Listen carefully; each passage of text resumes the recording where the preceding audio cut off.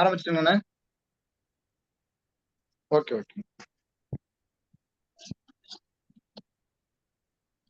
தமிழ்நாடு பௌத்தர்கள் சங்க பேரவை நடத்தும் மாபெரும் இணையவழி இந்த கருத்தரங்கை வருகை தந்துள்ள வெற்றிகரமாக 20வது வாரத்தை நோக்கி நடந்து கொண்டிருக்கின்ற இந்த வாரத்தில் தமிழ்நாட்டின் பௌத்த சின்னங்கள் மற்றும் புத்தர் சிலைகள் எதிர்கொள்ளும் சிக்கல்களும் அதன் தீர்வுகளும் என்ற தலைப்பில் கருத்துரையாற்ற வருகை தந்துள்ள தொல்லியல் வரலாற்று ஆய்வாளர் உதவி பேராசிரியர் முனைவர் பிரபு அவர்களை வருக வருக என வரவேற்கின்றோம். வாழ்த்துறை வழங்க இருக்கின்ற திருமிகு கோ கலாமணி முன்னாள் தமிழ்நாடு பௌத்த சிறுபான்மை உறுப்பினர் அவர்களை வருக வருக என வரவேற்கின்றோம். இந்த மாபெரும் தொடர் கருத்தரங்கத்திற்கு தலைமையேற்று நடத்தி கொண்டிருக்கின்ற எங்களை சிறப்பாக வழிநடத்தி கொண்டிருக்கின்ற தமிழ்நாடு பௌத்தர் சங்க பேரவையின் தலைமை ஒருங்கிணைப்பாளர் அண்ணன் கௌதம சன்னா அவர்களையும் வருக வருக என வரவேற்கின்றேன். இந்த கருத்தரங்கை சிறப்பான முறையில் இணையவழி மூலமாக தொடர்ந்து நடத்தி வருகின்ற தமிழ்நாடு பௌத்தர் சங்க பேரவையின் பொருளாளர் அண்ணன் பார்த்திபன் ஐயா அவர்களையும் வருக வருக என வரவேற்கின்றேன். இந்த தொடர் கருத்தரங்கில் தொடர்ந்து அனைத்து வாரங்களிலும் தொடர்ந்து கலந்து கொண்டிருக்கின்ற அனைத்து பௌத்த உறவுகளுக்கும் முகநூல் வழியாக கலந்து கொண்டு சிறப்பித்திருக்கின்ற அனைத்து பௌத்த உறவுகள் அனைவருக்கும், மேலும் இணைய வழியில் இணைந்துள்ள அனைத்து அன்பு பௌத்த உறவுகள் அனைவரையும் வருக வருக என வரவேற்கின்றேன். இது ஒரு சாதாரண நிகழ்வு அல்ல. 800 ஆண்டுகளுக்கு முன்பு இருந்த அந்த பௌத்தத்தை தமிழ்நாட்டில் ஒரு சிறப்பான முறையாக, அதாவது சிஸ்டமேட்டிக்காக தமிழ்நாட்டில் ஒரு பௌத்தத்தை வளர்த்தெடுக்கும் முன்னெடுப்பை தமிழ்நாடு பௌத்தர் சங்க பேரவை முழுமையாக ஈடுபடுத்தி அதை வெற்றிகரமாக நடத்தி வருகின்றது. அதனுடைய ஒரு பணிதான் இந்த மாபெரும் இணையவழி அந்த கருத்தரங்கம், தொடர் கருத்தரங்கம். இந்த கருத்தரங்கின் மூலமாக பல்வேறு ஆய்வாளர்கள், அறிஞர்கள் பல்வேறு தகவல்களை தொடர்ந்து அவருடைய அனுபவ ஆராய்ச்சிகளை நம்மிடையே பகிர்ந்து வருகின்றார்கள். இது அனைவருக்கும் ஒரு பயனுள்ள ஒரு நிகழ்வாக உள்ளது. ஆகையால் இது தொடர்ந்து இங்கு இணைந்துள்ள தோழர்களும், முகநூல் வழியாக இணைந்துள்ள தோழர்களும், மேலும் தமிழ்நாட்டில் உள்ள அனைத்து பௌத்த உறவுகளையும் தொடர்ந்து அனைத்து வாரங்களிலும் இது போன்ற கருத்தரங்கில் இணைந்து பௌத்தம் சார்ந்த அறிவியல் ஆய்வுகளை நாம் தெரிந்து கொள்ள உதவியாக இருக்க வேண்டும் என்று கேட்டுக்கொண்டு, எனக்கு இந்த வரவேற்புரை வாய்ப்பை வழங்கிய தமிழ்நாடு பௌத்த சங்க பேரவை தலைமை ஒருங்கிணைப்பாளர் அண்ணன் கௌதம சன்னா அவர்களுக்கும், நமது தமிழ்நாடு பௌத்த சங்க பேரவையின் அனைத்து முன்னணி நிர்வாகிகளுக்கும் எனது பணிவான நன்றியும் வணக்கத்தையும் தெரிவித்துக் கொள்கின்றேன். அனைவரும் மீண்டும் ஒருமுறை வருக வருக என வரவேற்கின்றேன். நன்றி, வணக்கம். நன்றி ஆதிராஜா. உங்கள் அனைவருக்கும் எனது நெஞ்சம் நிறைந்த வணக்கத்தையும் வாழ்த்துக்களையும் தெரிவித்துக் கொள்கின்றேன். தமிழ்நாடு பௌத்தர்கள் சங்க பேரவை கடந்த 20 வாரங்களாக தமிழ்நாட்டின் பௌத்தம் என்கின்ற பொது தலைப்பின் கீழ் தமிழ்நாட்டில் 800 ஆண்டுகளுக்கு முன்பு மறைந்த பௌத்தத்தை மீட்டெடுத்து நாம் முன்னோக்கி நடத்தி கொண்டிருக்கின்ற நேரத்திலே கடந்த 20 வாரங்களாக தமிழ்நாட்டின் பௌத்தம் என்கின்ற பொது தலைப்பில் ஒரு மாபெரும் வரலாற்று ஆய்வு தொடரை நடத்தி கொண்டிருக்கின்றோம். வெற்றிகரமாக இது 20வது வாரம். இந்த வாரத்தில் டாக்டர் பிரபு அவர்கள் தமிழ்நாட்டில் பௌத்த சின்னங்களும் அதனுடைய பாதுகாப்பு, அதுக்கான சிக்கல் மற்றும் தீர்வுகள் குறித்து நம்மிடையே இன்றைக்கு உரையாற்ற இருக்கின்றார். முன்னிலை வாழ்த்துரை வழங்குவதற்காக தமிழ்நாடு சிறுபான்மை ஆணையத்தின் முன்னாள் உறுப்பினர், பௌத்தர்களின் சார்பாக நமக்காக பேசிய முன்னாள் உறுப்பினர் கலாமணி அவர்கள் வாழ்த்துரை வழங்குவதற்கு இணைந்திருக்கின்றார். இந்த தலைப்பு அவர்கள் அனைவரையும் நான் அவர்களுக்கும் உங்களுக்கும் எனது வணக்கத்தை நான் தெரிவித்துக் கொள்கின்றேன். இந்த நிகழ்வில் நாம் எடுத்திருக்கின்ற தலைப்பு மிக முக்கியமானது. ஏனென்றால் தமிழ்நாட்டில் பௌத்த சின்னங்கள் மிக குறைவாகவே கிடைத்திருக்கின்றன. கிடைத்தவையெல்லாம் ஆவண அருங்காட்சியகங்களில் பாதுகாப்பாக வைக்கப்பட்டிருக்கின்றனவே தவிர மக்களுடைய பார்வைக்கோ மக்களுடைய வழிபாட்டிற்கோ அவை கொடுக்கப்படவில்லை என்கின்ற நிலையிலேதான் நாம் இருக்கின்றோம். இந்த நிலையிலே கிடைத்திருக்கின்ற சிற்பங்களை நாம் எப்படி புரிந்து கொள்வது, எப்படி படிப்பது, எப்படி நாம் அதை சீர்தூக்கி பார்ப்பது என்பதிலே பௌத்தர்களிடையே மிகப்பெரிய குழப்பம் நிலவி வருகின்றது. அறிஞர்களுக்கு அந்த குழப்பம் இருக்காது. ஏனென்றால் அவர்களுக்கு முறையான பயிற்சி இருக்கிறது, வரலாற்று பயிற்சி இருக்கின்றது, சிற்பங்கள் தொடர்பான பயிற்சி இருக்கின்றது. அதே நேரத்தில் அவர்கள் தொடர்ந்து ஆய்விலே இருப்பதினால் அவர்களுக்கு அந்த குழப்பம் இருக்காது. ஆனாலும் கூட சில கால வேறுபாடுகளின் அடிப்படையிலே சில பிரச்சனைகள் இருக்கின்றது. அதையும் அவர்கள் ஆராய்ந்து சீர்தூக்கி பார்த்து ஒரு முடிவுக்கு வந்து அதை அறிவிக்கின்றார்கள். அதுதான் வரலாற்றில் செய்திகளாக இடம்பெறுகின்றன. தமிழ்நாட்டில் பௌத்தர்களை பொறுத்தவரையில் இது தொடர்பான ஆய்வுகளை அவர்கள் மேற்கொண்டிருக்கின்றார்களா என்றால் அது ஒரு $1 மில்லியன் கேள்வியாகத்தான் இருக்கின்றது. பெரும்பாலான பௌத்த இயக்கங்கள் பௌத்தம் தொடர்பான பணிகளை செய்கின்ற பொழுது கருத்தரங்குகளாகவும் கூட்டங்களாகவும் மட்டுமே நடத்தி கொண்டிருக்கின்றார்கள். ஆய்வுகளாக மேற்கொள்வது மிக குறைவாக இருக்கின்றது. இயக்கத்திற்கான கூட்டங்களாகத்தான் இருக்கின்றது. ஆனால் வரலாற்று அடிப்படையில் துல்லியமான தரவுகளை மக்கள் முன் வைத்து நமது அடையாளங்கள் இவைதான் என்பதை நிறுவுவதற்கான ஆய்வுகள் மிக குறைவாகவே இருக்கின்றன. அந்த குறையை புரிந்து கொண்ட தமிழ்நாடு பௌத்தர்கள் சங்க பேரவை அதை சரி செய்ய வேண்டும், மக்களிடத்திலே உண்மையான வரலாற்றை கொண்டு சேர்க்க வேண்டும் என்கின்ற பெருநோக்கிலேதான் இந்த தொடரை நாம் 20 வாரங்களாக நடத்தி கொண்டிருக்கின்றோம்.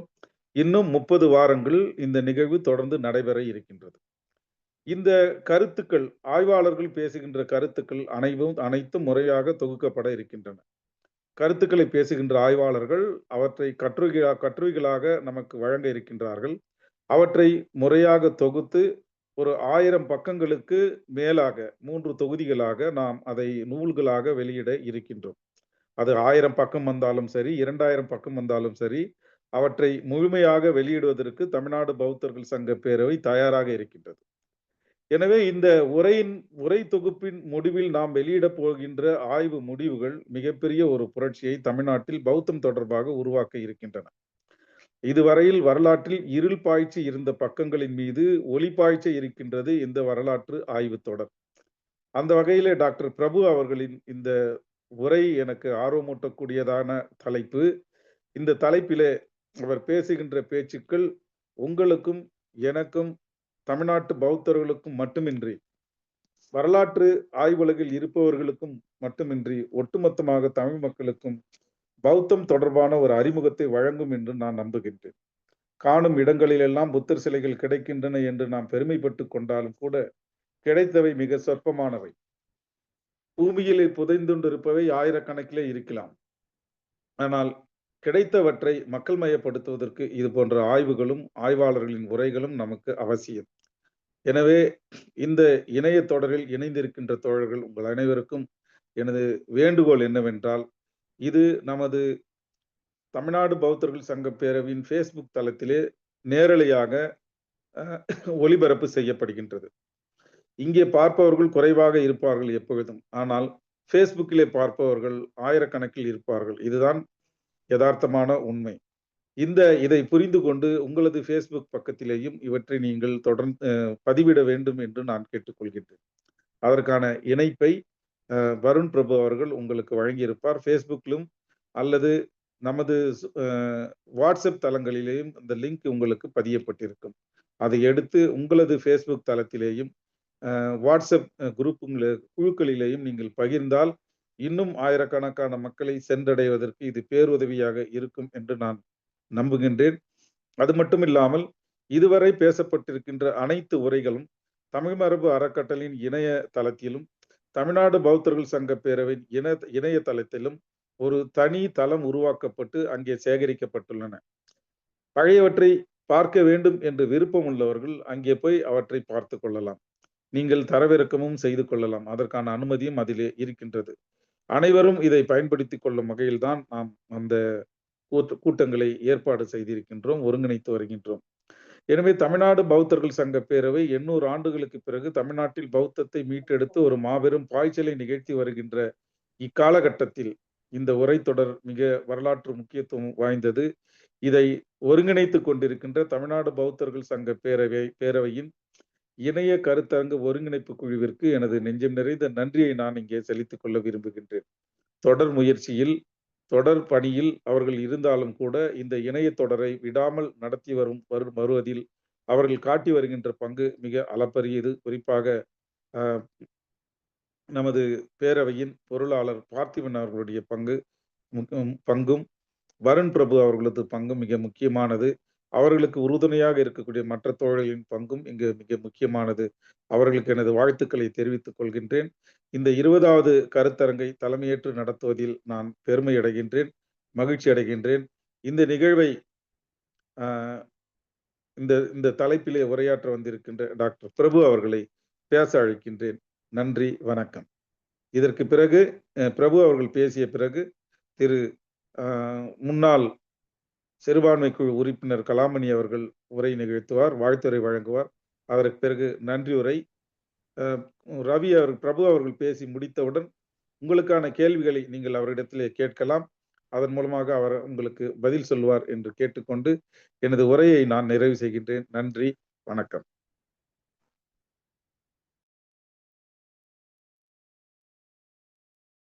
நன்றிங்க தோழர். பேசுறது கேக்குதுங்களா? தெளிவா நான் பேசுறது நல்லா கேக்குது, நல்லா கேக்குது. நன்றி நன்றி நன்றி. இந்த அருமையான மாலை வேளையில் தமிழ்நாடு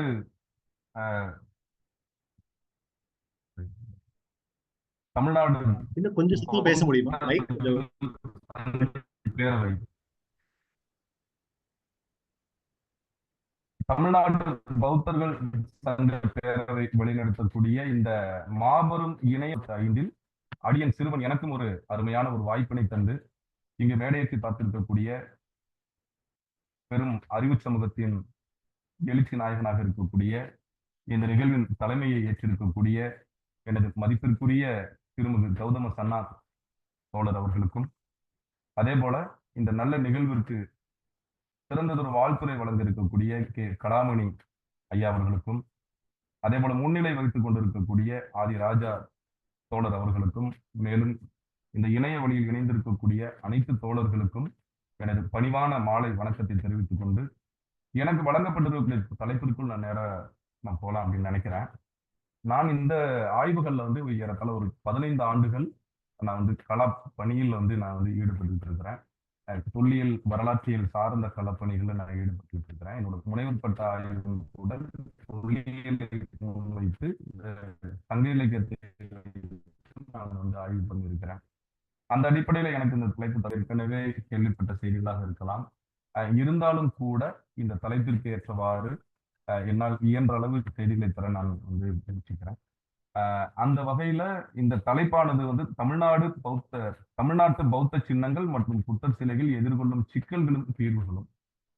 இது ஒப்பீட்டு அடிப்படையில கடைசியா நம்ம பார்க்கலாம். முதல்ல நம்ம நேரடியாவே நான் சில அடிப்படைகளை சொல்லி அதுல இருந்து என்னுடைய தலைப்புகளாக வருவது சரியாக இருக்கும் என்று கருதுகிறேன். அந்த அடிப்படையில நம்ம கலைகளை வளர்த்திருக்கக்கூடிய ஒரு மிக முக்கியமான ஒரு பகுதியாக நம்ம தமிழகம் எப்போதும் இருந்திருக்கிறது. அந்த அடிப்படையில் கட்டிடக்கலைக்கு அடுத்தபடியாக இருக்கக்கூடியது சிற்பக்கலை. கட்டிடக்கலையை விட சிற்பக்கலை நுட்பமானது என்பதை நாம் அறிவோம். கல் எனும் பொருளை கொண்டதுதான் சிலை என்பது. இதன் தொடர்பாகவே சிற்பம் என்கிற சொல் உருப்பெற்றிருக்க கூடும் என்பது ஆய்வாளர்களுடைய கருத்தாக இருக்கிறது. இதன் பரிணாம வளர்ச்சியினால் அழகுக்கலைகளுள் ஒன்றாக இந்த சிற்பம் போற்றப்பட்டு சிற்பக்கலை என்பது மிக பன்னெடுங்காலத்திலிருந்து வழக்கில் இருந்து இருப்பதை நாம் அறிகிறோம். இந்த சிற்பக்கலைகள்ல வந்து 2 வகைகள் இருப்பதை நாம் அறிவோம். ஒன்று முழு உருவ சிற்பம் 3 டைமென்ஷன் என்று சொல்லக்கூடிய முப்பரிமாண சிற்பங்களை நாம் பார்த்திருப்போம்.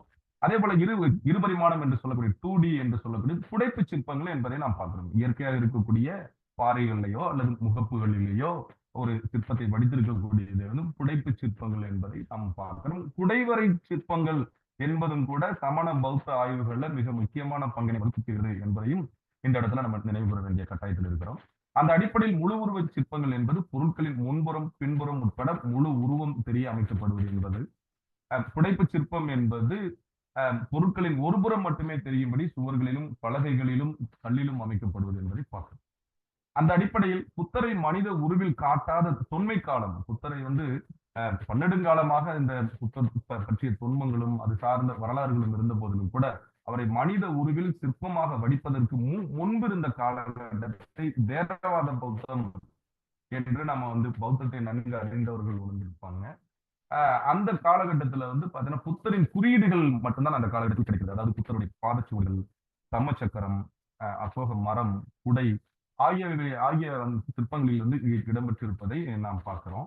இந்த சிற்ப பிரிவு மௌரிய பேரரசர் மற்றும் அதை தோற்றுவித்த அசோகர் காலகட்டத்தில் வந்து தொடங்கப்பட்டிருக்கலாம் என்பது ஆய்வு முடிவாக இருக்கிறது. அசோகர் கால சிற்பக்கலைக்கு சிறந்த எடுத்துக்காட்டு நாம் அனைவரும் நன்கறிந்த அசோகரின் சாரநாத்தில் உள்ள தூண் சிற்பங்கள் என்பது பார்க்கிறோம்.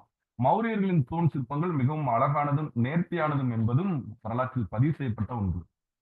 புத்தரை மனித உருவில் சிற்பமாக வடிக்காத தேரவாத பௌத்தம் வலிமை குன்றிய போது மகாயான பிரிவு தோன்றி புத்தரின் மனித உருவில் காலகட்டமாக நாம் அறிவோம். அப்போது புத்தரின் வடிவங்கள் பௌத்த கலை மரபுகளில் தோன்றி வளர்ந்ததும் காந்தாரம் மற்றும் மதுரா பகுதிகளில் கிபி 9ஆம் நூற்றாண்டில் தோன்றி வளர்ந்த பௌத்த கலைகள் புத்தரின் வடிவங்களை இங்கு எல்லா ஆசியாவின் பெரும்பாலான பகுதிகளிலும் நமது இந்திய பகுதிகளிலும் அறிமுகப்படுத்தப்படுகிறது. தொடர்ந்து புத்தர் மற்றும் பௌத்த சமய உருவ அமைப்பு படிமக்கலை வளர்ச்சியாக தோன்றி இந்தியா முழுவதும் பரவி இருப்பதை பார்க்கிறோம்.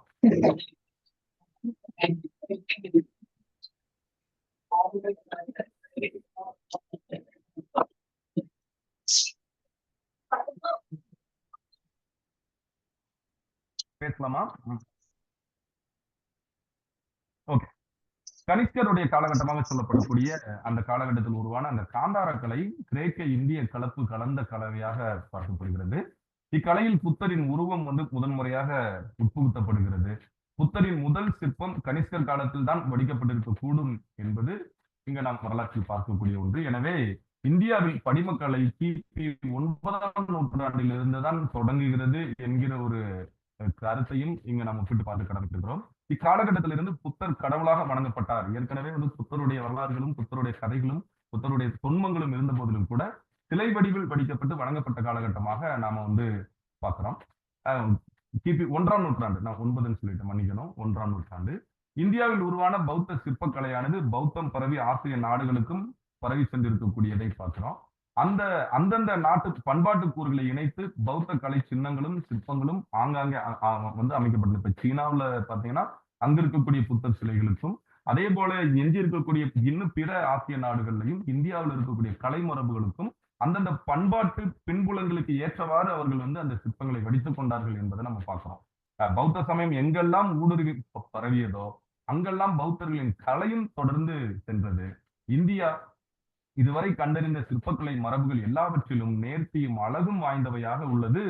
பௌத்தர்களுடைய அந்த பௌத்தத்தினுடைய தொன்மம் பரவிய அந்த காலகட்டத்தில் ஏற்பட்ட அந்த சிற்பக்கலை மரபுக்கு தான் மற்றவையை விட அழகும் நேர்த்தியும் இருப்பதாக நம்ம பார்க்கிறோம். பௌத்த சிற்பங்கள் வடிக்கப்பட்டுள்ள முறை, அதற்கு கையாண்ட விதங்கள், அதற்காக எடுத்துக்கொண்ட அந்த நுட்பங்கள், கலை நயம் ஆகியவற்றை பார்க்கும்போது அவை தலை சிறந்த படைப்பு என்பதில் ஐயமில்லை என்று மேனால் ஏஎஸ்ஐ என்று சொல்லக்கூடிய ஆர்கியாலஜிக்கல் சர்வே ஆஃப் இந்தியாவில் வந்து இயக்குநராக இருந்த இன்றைக்கு நாம் வந்து இன்றைய காலகட்டத்தில் நம்ம தமிழ்நாட்டில் அனைவராலும் அறியப்பட்ட பேரறிஞர் சர் ஜான் மார்ஷல் என்பவர். அவருடைய கருத்தாக வந்து நம்ம பார்க்கிறோம். மற்ற எஞ்சி இருக்கக்கூடிய இந்திய கலைமரபுகளுக்கும் பௌத்த கலைமரபுகளுக்கும் இருக்கக்கூடிய வேறுபாடு என்பது குறிப்பிடத்தகுந்தது. அது வந்து மற்ற கலைமரபுகளை விட தனித்துவம் வாய்ந்ததா பௌத்த கலைமரபு இருக்கிறது என்பதை அது சார்ந்த ஆய்வுகளில் ஈடுபட்ட சர் ஜான் மார்ஷல் அவர்கள் கூறியதை வந்து இந்த இடத்துல நம்ம ஒப்பிட்டு பார்க்க கடமைப்பட்டிருக்கிறோம். இந்த புத்தருடைய சிலை அமைப்புகள் நம்ம எல்லாருக்குமே தெரியும். 2 வடிவுல அதை சார்ந்து மற்ற நிலைகள்ல கூட நமக்கு வந்து கிடைக்குது. பெரும்பாலான வகையில 2 இந்த வடிவத்துல கவர் எடுத்து அடியிலே போட்டுட்டியா? இல்ல அது மிச்சம் வச்சிருக்கேன். எங்க? இங்க வச்சு. என்னாச்சு? இன்னும் பேசலாம்னு நினைக்கிறேன். யாரோ உள்ள நுழையிறாங்கப்பா, அதை கொஞ்சம் கட் பண்ணுங்க.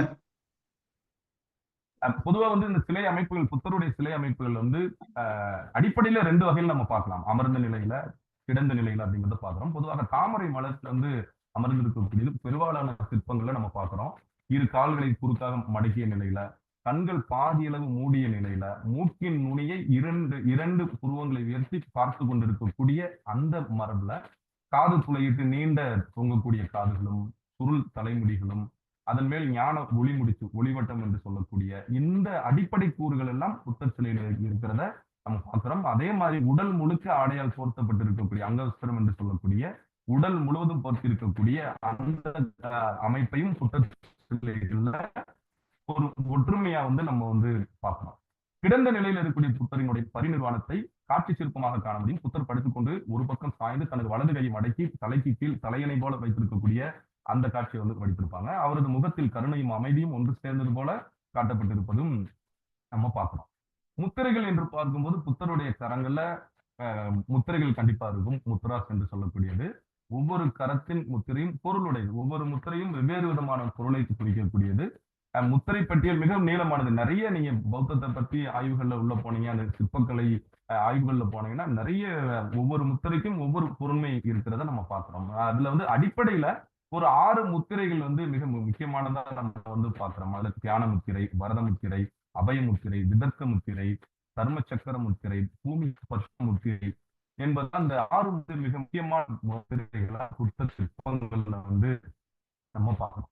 இப்ப நம்ம தமிழ்நாட்டுல பௌத்த சின்னங்கள் ஆதி காலத்துல இருந்து இன்று வரை எங்கெல்லாம் கிடைக்குது, எங்கெல்லாம் கிடைச்சிருக்குது, அது வரலாற்றுல எங்கெல்லாம் பதிவு செய்யப்பட்டிருக்குது அப்படிங்கிறத ஒரு பருந்து பார்வையில் நம்ம பார்க்கிற போது தமிழகத்தில் பௌத்தம் தலை தூங்கிய இடமாக இருந்த பெரும்பாலும் நம்ம சொல்லக்கூடிய 2-3 இடங்களை பௌத்தத்துக்குன்னு நம்ம வந்து அடையாளப்படுத்தி சொன்னா ஒரு 2-3 இடங்களை தான் நம்ம சொல்றோம். இன்னும் ஆய்வுகள் நிறைய செய்யும் போது தமிழகமே ஒட்டுமொத்த இந்தியாவே பௌத்தம் தலை தூங்கியது என்பதை நம்மால் நிறுவ முடியும். இருந்த போதிலும் தமிழ்நாட்டுல இதுவரை செய்யப்பட்ட ஆய்வுகள்ல காவிரி புகும் பட்டினம் என்று சொல்லக்கூடிய பூம்புகார், அதை வந்து நம்ம இலக்கியங்கள்ல நிறைய சொல்றாங்க இல்லைங்களா, பட்டினப்பாலை, சிலப்பதிகாரம், மணிமேகலை போன்ற பௌத்தம் சார்ந்த பௌத்த கருத்துக்களை அடியொற்றி இருக்கக்கூடிய அந்த நூல்களில் எல்லாம் குறிப்பிட்டு சொல்லப்படக்கூடிய காவிரி பூம்பட்டினத்துல நிறைய தடயங்கள் ஒரு காலகட்டத்தில் இருந்ததாக குறிப்பு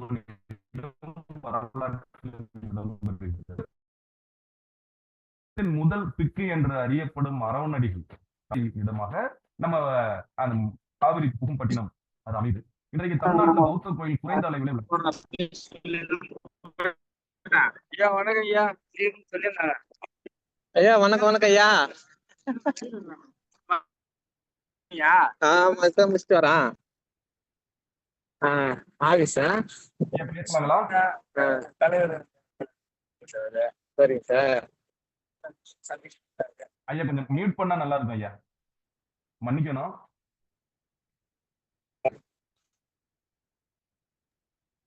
நான் பேசலாங்களா?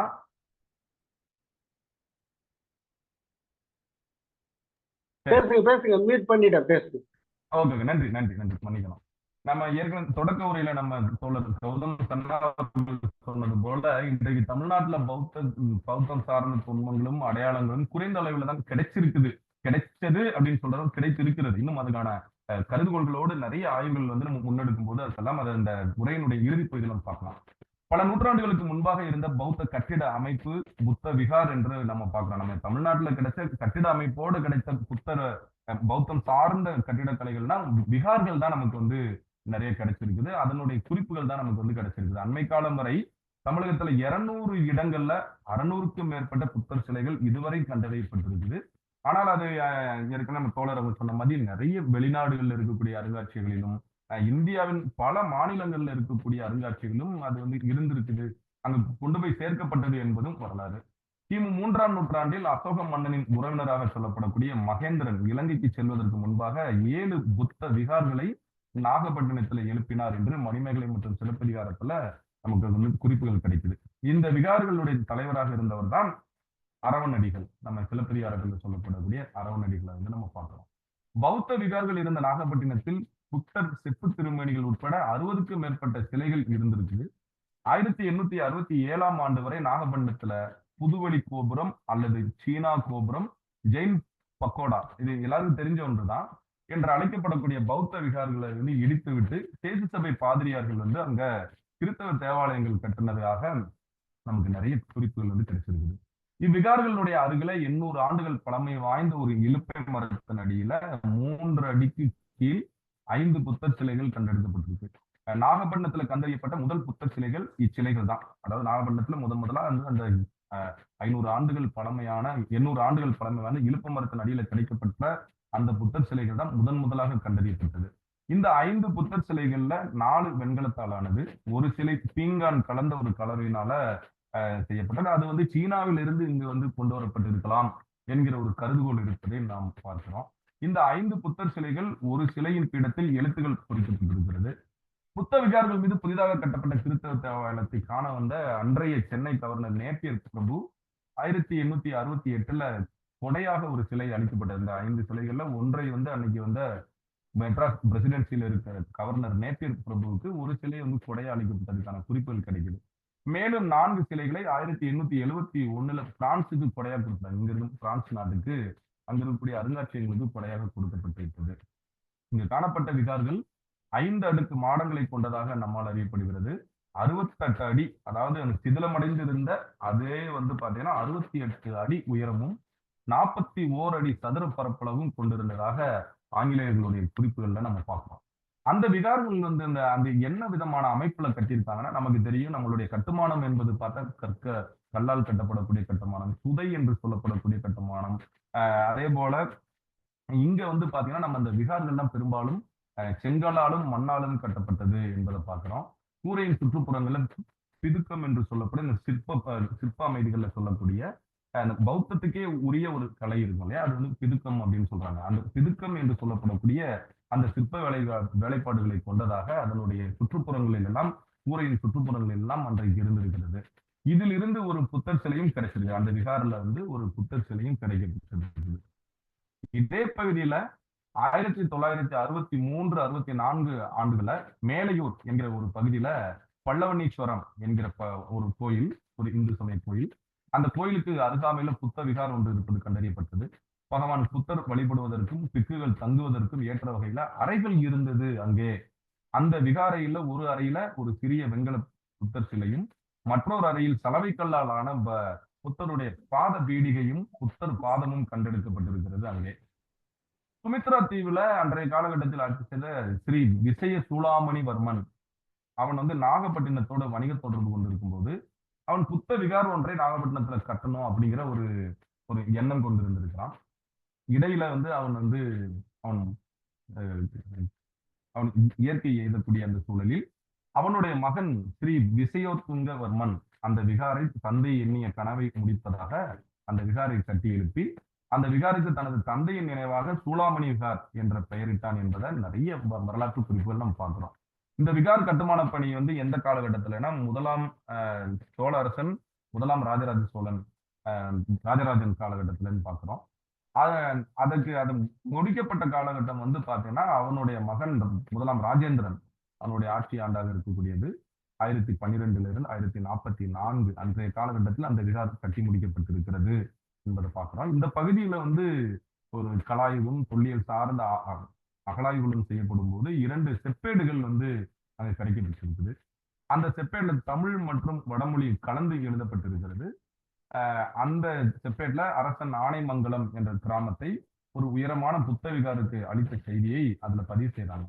அந்த செப்பேட்ல இருந்த வாசகம் பாருங்க. சத்திரிய சிகாமணி வடநாட்டின் பட்டின கூற்றத்தில் உலகத்திற்கு திலகம் போன்ற நாகப்பட்டினத்தில் தன் உயரத்திற்கு பொன்மலையும் சிறிதாக காட்டி தன் அழகினால் வியப்படைய செய்கின்ற சூளாமணி விகாரை என்று அதனுடைய அழகையும் அதனுடைய உயரத்தையும் அதனுடைய சிறப்பையும் அந்த செப்பேட்டில் பதிவு செய்திருப்பதை நம்ம பார்க்கிறோம். இது வந்து மிக மிக முக்கியமான ஒரு ஆவணம். 1910ஆம் ஆண்டு மேலும் அந்த பகுதியில் நடைபெற்ற ஆய்வில் பல்வேறு இடங்கள்ல இருந்து சில சிலைகள் வந்து நமக்கு கிடைச்சிருக்கு. பௌத்தம் சார்ந்த புத்தர் சிலைகள் அங்கே கிடைச்சிருக்குது. 1926ஆம் ஆண்டு வெள்ளிப்பாளையம் என்ற இடத்துலையும், 1934ஆம் ஆண்டு நாணயக்கார தெரு, இது எல்லாமே நாகப்பட்டினத்துல, அந்த இடத்துலையும் ஏராளமான சிலைகள் தோண்டி எடுக்கப்பட்டிருக்கிறது. சிலைகள் மற்றும் அந்த பௌத்தம் சார்ந்த இதுல பயன்படுத்தக்கூடிய இஸ்துபா, விளக்கு, மணி போன்ற பொருட்கள் என ஏறத்தாழ 350 வெண்கலம் சார்ந்த பொருட்கள் மண்ணிலிருந்து தோண்டி எடுக்கப்பட்டிருக்கு. நல்லா பாருங்க, 350 என்பது மிகப்பெரிய எண்ணிக்கை. அப்ப அவைகள்லாம் எங்க சென்றன, இப்ப எங்க இருக்குது, அதெல்லாம் எப்படி நம்ம வந்து மீட்பது அல்லது ஆவணப்படுத்துவது, அதெல்லாம் தெரியுமா? பொது வழியில எல்லாருக்கும் இது பௌத்த சார்ந்த அடையாளங்கள் தான் என்பதை நம்ம வெளிப்படுத்தி இருக்கோமா? வெறுமனே இது போன்ற ஒரு இதுல பேசியிருக்கிறதோ, மேடையில பேசுறதோ, புத்தகங்களா எழுதுறதுலயோ என்ன வந்து முன்னேற்றம் இருக்க போகுது அப்படிங்கிறத நல்லா நம்ம வந்து சிந்திக்கணும். இதுல 70 சிலைகள், 3 இஸ்துபா, ஒரு விளக்கு, ஒரு மணி என மொத்தம் 75 வெண்கலம் சார்ந்ததை சென்னை அருங்காட்சியகத்துல வைத்துவிட்டு மற்ற சிலைகளை இந்தியா முழுவதும் உள்ள ஆங்காங்கே மற்ற மாநிலங்களில் இருக்கக்கூடிய அருங்காட்சியகத்திற்கு அனுப்பப்பட்டது. இது நாகப்பட்டினத்துல இருக்கக்கூடிய பௌத்தம் சார்ந்த அடையாளங்கள்னு பார்ப்போம். அதற்கு அடுத்தபடியா தமிழ்நாட்டுல காஞ்சிபுரத்துல நிறைய பௌத்த அடையாளங்கள் இருப்பது இன்று வரை நம்ம பார்த்துட்டு இருக்கோம். அந்த அடிப்படையில கிபி 639ல பல்லவர் காலகட்டத்துல காஞ்சி நகரத்துக்கு சீன பயணி யுவாங்ஸ்வாங் அவர் வந்து பயணம் மேற்கொள்கிறார். அவருடைய குறிப்புகள்ல நிறைய எழுதுறாரு. அந்த குறிப்புகள்ல தான் வந்து பாத்தீங்கன்னா காஞ்சிபுரத்துல ஏறத்தாழ 10,000 புத்த பிக்குகள் இருந்ததாகவும், தபீரா என்ற புத்த சக்கர போதனைகளை படித்துக் கொண்டிருந்தார் என்கிற பல குறிப்புகளை எல்லாம் அவருடைய பயண குறிப்பேட்டில் அவர் எழுதியிருக்கிறார். அதே போல அந்த காஞ்சி மாநகரத்துல நிறைய ஸ்தூபிகளும் இடிபாடுகள்ல இருக்கக்கூடிய நிறைய ஸ்தூபிகள், விகார்கள், அதெல்லாம் இடிபாடுகள்ல கிடந்ததாகவும் அவர் தனது குறிப்பேட்டில் பதிவு பண்றார். இப்ப காஞ்சி மாநகரம் மிக பன்னெடுங்காலகட்டத்தில் பௌத்தம் சார்ந்த ஒரு வாழ்வியலை கொண்ட பகுதியாக நம்மால் அறிய முடிகிறது. 1915ஆம் ஆண்டு நடத்திய அந்த காஞ்சி பகுதியில காஞ்சி காமாட்சி அம்மன் கோயில் வந்து பாத்தீங்கன்னா பல்லவர் காலத்து புத்தர் சிலை வந்து அங்க கண்டுபிடிக்கப்பட்டது. அந்த சிலை 7 அடி உயரம் 10 அடி அகலம் கொண்டதாக அது அமைந்திருக்கிறது. அதனுடைய சிற்ப அமைதியை வைத்து கிபி 7ஆம் நூற்றாண்டை சேர்ந்தவங்க இருக்கலாம் என்று கணிக்கப்படுகிறது. இந்த சிலை தற்பொழுது சென்னை அருங்காட்சியகத்தில் இருக்குது. காஞ்சிபுரத்துல பல்லாவரத்தை அடுத்த கணிப்பிலுப்பை என்ற கிராமத்துல பல்லவர் காலத்தை சேர்ந்த ஒரு புத்தர் சிலையும் தம்ம சக்கரமும் இருந்தது கண்டறியப்பட்டிருக்கிறது. இங்கிருந்த புத்தர் சிலையை அழித்து அங்கே விநாயகர் கோயில் எழுப்பப்பட்டது என்பது வரலாறு. காஞ்சியில் காமாட்சி கோட்டத்தில் உள்ள அன்னபூரணி அம்மன் சன்னதி ஒரு காலத்தில் மணிமேகலின் கோயிலாக இருந்ததாகவும், தர்மராசர் என்ற புத்தருக்கு கட்டிய கோயில் பிற்காலத்தில் தருமன் கோயிலாக மாறியது என்றும், சிந்தாதேவி, தாராதேவி போன்ற பௌத்த தெய்வங்களின் கோயில்கள் எல்லாம் அம்மன் கோயிலாக இன்று மாற்றப்பட்டிருக்கிறது என்பதை பௌத்தம் சார்ந்த ஆய்வுகளை முன்னெடுத்த திரு மயிலை சீனி வெங்கடசாமி அவர்கள் தனது நூல்ல வந்து அவர் பதிவு செய்யறாரு. இப்ப இந்த பௌத்த தடயங்கள் அப்படின்னு பார்க்கும்போது நம்ம ஏற்கனவே சொன்னது மாதிரி மிக குறைந்த அளவுல வந்து கிடைத்திருக்கிறது, அது பதிவு செய்யப்பட்டிருக்கிறது என்பதை பார்க்கிறோம். அதை வந்து நம்ம ஒப்பிட்டு பார்க்கிறோம் அப்படிங்கிற அடிப்படையில நீங்க பெரும்பாலும் பாருங்க, சமண தடயங்கள் எல்லாம் கிடைக்கும் போது தீர்த்தங்கரர்கள், மகாவீரர் சிற்பங்கள், அந்த மாதிரியான தீர்த்தங்கரர்கள் சிற்பங்கள்ல நிறைய கிடைக்கும் போது இந்த படத்துல, இந்த காணொலி படத்துல நீங்க பாத்தீங்கன்னா அதெல்லாம் முழுமையான வடிவமாக எந்த விதமான சேதாரணமும் பெரும்பாலும் எவ்வித சேதாரணங்களும் இல்லாததாகத்தான் இதுவரை கண்டறியப்பட்டிருக்கிறத பார்க்கலாம். அதே போல பௌத்த தடயங்களை பாருங்க, பெரும்பாலும் தலை இருக்காது, மூக்கு அறுப்பற்றதா இருக்கும், சிதைக்கப்பட்டதா இருக்கும். அப்ப இதுல இருந்தே நம்ம வந்து தெரிந்து கொள்ள வேண்டிய ஒரு தேவை இருக்குது. என்னன்னா, சமணம் நம்ம எல்லாருக்கும் தெரியும். சமணம் என்பது ஓரளவு சனாதனத்தையும் வைதிக மரபையும் ஏற்றுக்கொண்டதாக நம்ம பார்க்கிறோம். அதன் அடிப்படையில் அதனுடைய எச்சங்கள் இன்று வரை எவ்விதமான அழிவும் இல்லாம பாதுகாக்கப்படுது. நம்ம எல்லாமே தமிழ்நாட்டுல பல இடங்களுக்கு போங்க, நீங்க சமண தடயங்கள் எல்லாம் பாதுகாக்கப்படுது. அதுக்கு ஒரு அமைப்பு இருக்குது, அது எல்லாம் பெரும்பாலும் பாதுகாக்கப்படுது. ஆனா ஏனோ தெரியவில்லை, பௌத்த தடயங்கள் எல்லாம் வந்து பாத்தீங்கன்னா மீட்கப்படாமல் இருக்குது நிறைய. இப்ப நீங்க இந்த காணொலியில பார்க்கக்கூடிய இங்க இருக்கக்கூடிய இந்த சிற்பம்லாம் வந்து பாத்தீங்கன்னா, நான் அடிப்படையில தேனி மாவட்டத்தை சேர்ந்தேன். நான் தேனி மாவட்டத்துல முல்லை பெரியாற்றுல சின்னமனூர் என்கிற ஊருக்கு பக்கத்துல எனக்கு தெரிந்த ஒரு 7-8 ஆண்டுகளுக்கு முன்னாடியே என்னோட மைத்துனன் அந்த பகுதியில குளிக்க போகும்போது இந்த சிற்பத்தை பார்த்துட்டு வந்து என்கிட்ட சொன்னாப்புல. நான் இங்கிருந்து ஆய்வுக்கு போறதுக்கு முன்னாடியே அந்த சிற்பம் வந்து எங்க போச்சுன்னு தெரியல, அது யார் எடுத்து வச்சிருக்காங்களா என்னன்னு தெரியல. அந்த போட்டோ மட்டும் நான் இணையத்துல இருந்து தான் எடுத்தேன். ஆக்சுவலா இது வந்து ஒரு 8 ஆண்டுகளுக்கு முன்னாடியே என்னோட மைத்துனன் சொன்னாப்புல, இந்த மாதிரி மச்சான் ஆத்துல குளிக்க போகும்போது நீங்க இந்த மாதிரி ஆய்வுகள்லாம் பண்றீங்கன்னா ஒரு சிற்பம் இருக்குன்ட்டு. நான் திருப்பத்தூர்ல இருந்தேன், நான் அதை போய் பார்க்க முடியல. ஸோ அது மாதிரி நிறைய சிற்பங்கள் இப்ப நம்ம நிறைய படங்கள்ல எல்லாம் இன்னும் பௌத்த சிற்பங்களை இப்ப வந்து காட்ட தொடங்குறோம். அதையுமே வந்து பாருங்க, தலை இல்லாமல அல்லது வந்து முகம் சிதைந்த நிலையில, பெரும்பாலும் மூக்கறுத்தல் என்ற தமிழ்நாட்டுல மிகப்பெரிய ஒரு ஒரு அதுக்கு ஒரு வரலாறு இருக்குது. மூக்கறுப்பு போர் இதெல்லாம் வந்து வரலாற்று நம்ம நிறைய பார்க்கிறோம். அதாவது அவமானப்படுத்துறதுக்கு மூக்கை அறுத்தல் அப்படிங்கிறது ராமாயண காலகட்டத்தில இருந்து தொடருதுங்கிறத நம்ம பார்க்கிறோம். அப்ப அந்த அடிப்படையில பௌத்தம் சிதைக்கப்படுவதற்கான காரணங்கள் என்ன?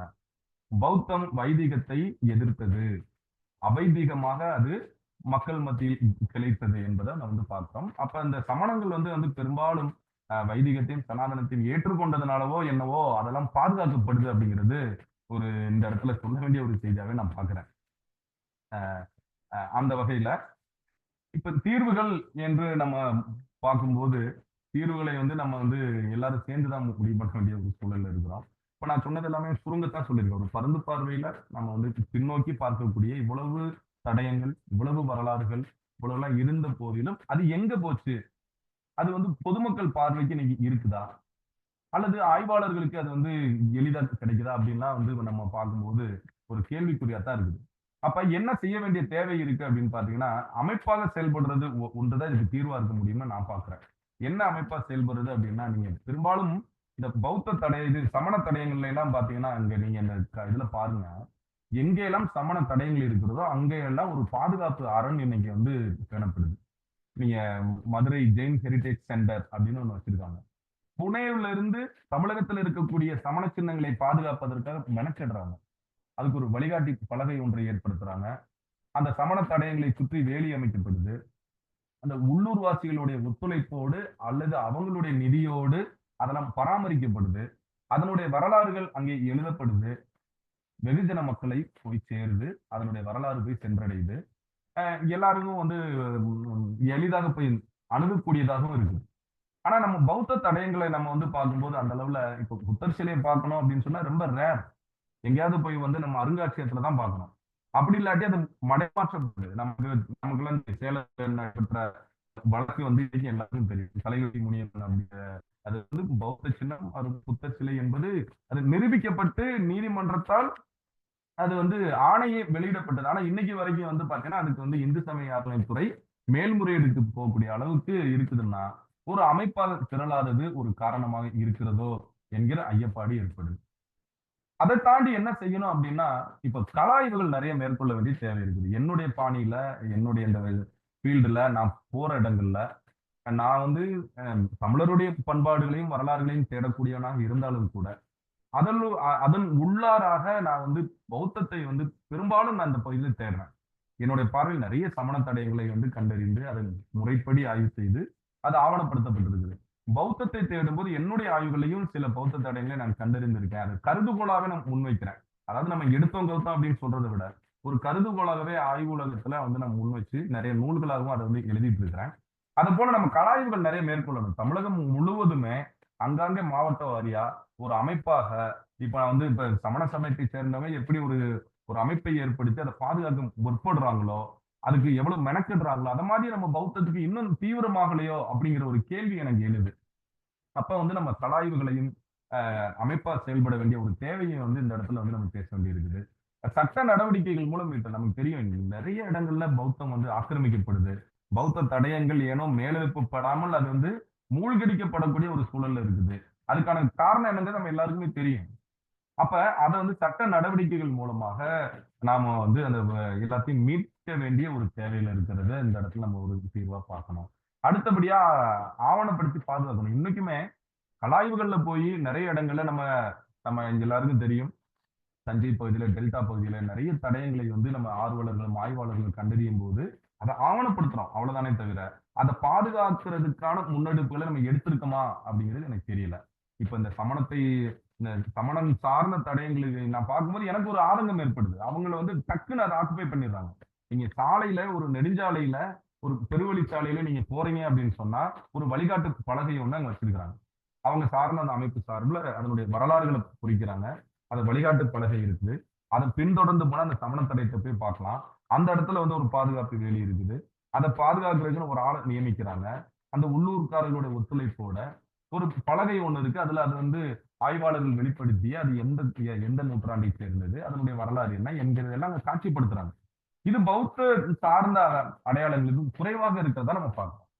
அதே போல நிறைய நான் ஏற்கனவே சொன்ன மாதிரி கள ஆய்வுகளை வந்து நம்ம இன்னும் வந்து முடுக்கி விடணும். எல்லா இடங்களிலும் பட்டி தொட்டி எங்கும் இருக்கக்கூடிய ஏற்கனவே இருந்த அல்லது இனிமேல் இருக்கக்கூடிய அனைத்தையும் வந்து நம்ம தேடணும், தேடி ஆவணப்படுத்தணும் அப்படிங்கிறதையும் சொல்லிட்டு என்னுடைய ஆய்வுகள்ல நான் வட ஆற்காடை சேர்ந்து திருப்பத்தூர் பகுதியில நான் ஒரு 15 ஆண்டுகளுக்கு பணி செய்து கொண்டிருக்கேன். 10 ஆண்டுகள் அதுக்கு முன்னாடி திருச்சியில வேலை செய்துட்டு இருந்தேன். இந்த 10 ஆண்டுகள்ல இந்த பகுதியில நான் ஏறத்தாழ நிறைய நடுகர்கள், கல்வெட்டுக்கள், சங்ககால வாழ்வியல் மேடுகள், அப்புறம் ஈமக்கால் நிறையவற்றை ஆவணப்படுத்திருக்கேன். ஒரு 10 நூல்களாகவும் இடத்துல சொல்லலாம்னு நினைக்கிறேன். நம்ம தமிழக அரசினுடைய நம்ம தொல்லியல் துறை அமைச்சர் தங்கம் தென்னரசு அவர்களால இளம் தொல்லியல் ஆய்வறிஞர் என்கிற விருதும் கூட நான் வாங்கிக்கிறேன். ஆனா எனக்கு அதெல்லாம் தாண்டி ஒரு 110க்கு மேற்பட்ட வரலாற்று தடயங்களை நான் கண்டறிந்து புதிதாக ஆவணப்படுத்தி இருந்தாலும் கூட நான் வந்து ஒரு சந்தோஷமா சொல்லிக்கக்கூடியது, பெருமையா சொல்லிக்கக்கூடியது இந்த ஸ்லைட்ல நீங்க பார்க்கக்கூடியதான். என்னன்னா இந்த பகுதியில் இருக்கக்கூடிய ஊர் பெயர்கள் எல்லாம் பள்ளி என்கிற அடையோடு இருக்கிறத நம்ம பார்க்கிறோம். நிறைய பள்ளி, குடுமாம்பள்ளி, அதே மாதிரி நாற்றம்பள்ளி எல்லாமே நிறைய பார்க்கிறோம். பாரண்டபள்ளி. அப்ப அந்த பள்ளி என்கிற அந்த சொல் வந்து பாத்தீங்கன்னா பெரும்பாலும் சமணத்தோடு சேர்ந்து ஒட்டி பார்க்கக்கூடிய ஒரு போக்கு இங்க இருக்குது. சமண பள்ளி, சமண மாணவர்களுக்கும் சிசிய பிள்ளைகளுக்கும் பாடம் சொல்லி கொடுத்த அல்லது பயிற்சி கொடுத்த இடம் அப்படின்னு. ஆனா நான் பார்க்கிற வகையில இந்த வட தமிழகத்துல வடார்காடு, பழைய வடார்காடு என்று சொல்லக்கூடிய இந்த பகுதிகளில் பௌத்த தடயங்கள் நிறைய இருக்கிறத நான் பார்க்கிறேன். உதாரணத்துக்கு சொல்றேன் பாருங்களேன். இங்க திருப்பத்தூர் பக்கத்துல புத்தகரம் என்கிற ஒரு ஊர் இருக்கு. அந்த ஊர் பார்த்து திருப்பத்தூர்லயே உங்களுக்கு தெரியும் கௌதமப்பேட்டை என்கிற ஒரு பகுதி இருக்குது. அங்க ஐம்பொன்னாலான ஒரு புத்தருடைய சிலை இருப்பது என்பது இங்க இருக்கக்கூடிய எல்லாருக்கும் தெரியும் அப்படின்னு நினைக்கிறேன். அதே மாதிரி நாற்றம்பள்ளி என்கிறத கூட நான் வந்து ஒரு ஆர்டிகிள்ல நான் வந்து வெளிப்படுத்தி இருந்தேன். அது என்னன்னு சொன்னா அறம் நாட்டிய பள்ளி அப்படிதான் இருக்கணும். அறம் என்கிற சொல் சமணத்துக்குரியதா பௌத்தத்துக்குரியதா? நிச்சயமா அது பௌத்தத்துக்குரியதுதான். அறத்தை பத்தி பேசக்கூடிய ஒரு துணிச்சல் யாருக்கு இருக்குன்னா பௌத்தத்துக்கு மட்டும்தான் இருக்க முடியும். அப்படி பார்க்கும்போது நாற்றம்பள்ளி என்பது ஒரு காலகட்டத்தில் அறம் நாட்டிய பள்ளி என்பதுதான் மருவி நாற்றம்பள்ளியாக மாறி இருக்க வேண்டும். நீங்க தமிழ் படிச்சவங்க எல்லாருக்கும் தெரியும். நாற்றம்பள்ளி அப்படிங்கிறதுக்கு என்ன பொருள் இருக்க முடியும்? அறம் நாட்டிய பள்ளி என்பது மருவி நாற்றம்பள்ளியாக மாறி இருக்க முடியும் என்பது என்னுடைய கருதுகோள். அதே போல திருப்பத்தூர் என்கிற இந்த ஊருக்கு கூட நான் ஒரு நூல்ல படிச்சிருக்கேன். அந்த நூல் என்னுடைய நூலகத்துல எந்த இடத்துல இருக்குன்னு தெரியல. நேற்று நான் அந்த ஸ்லைடு ரெடி பண்ணும்போது நான் பார்த்தேன். சரியா அதை சொல்லணும்னு நினைச்சேன். நான் இன்னொரு இதுல நான் கண்டிப்பா அதை சொல்லுவேன்.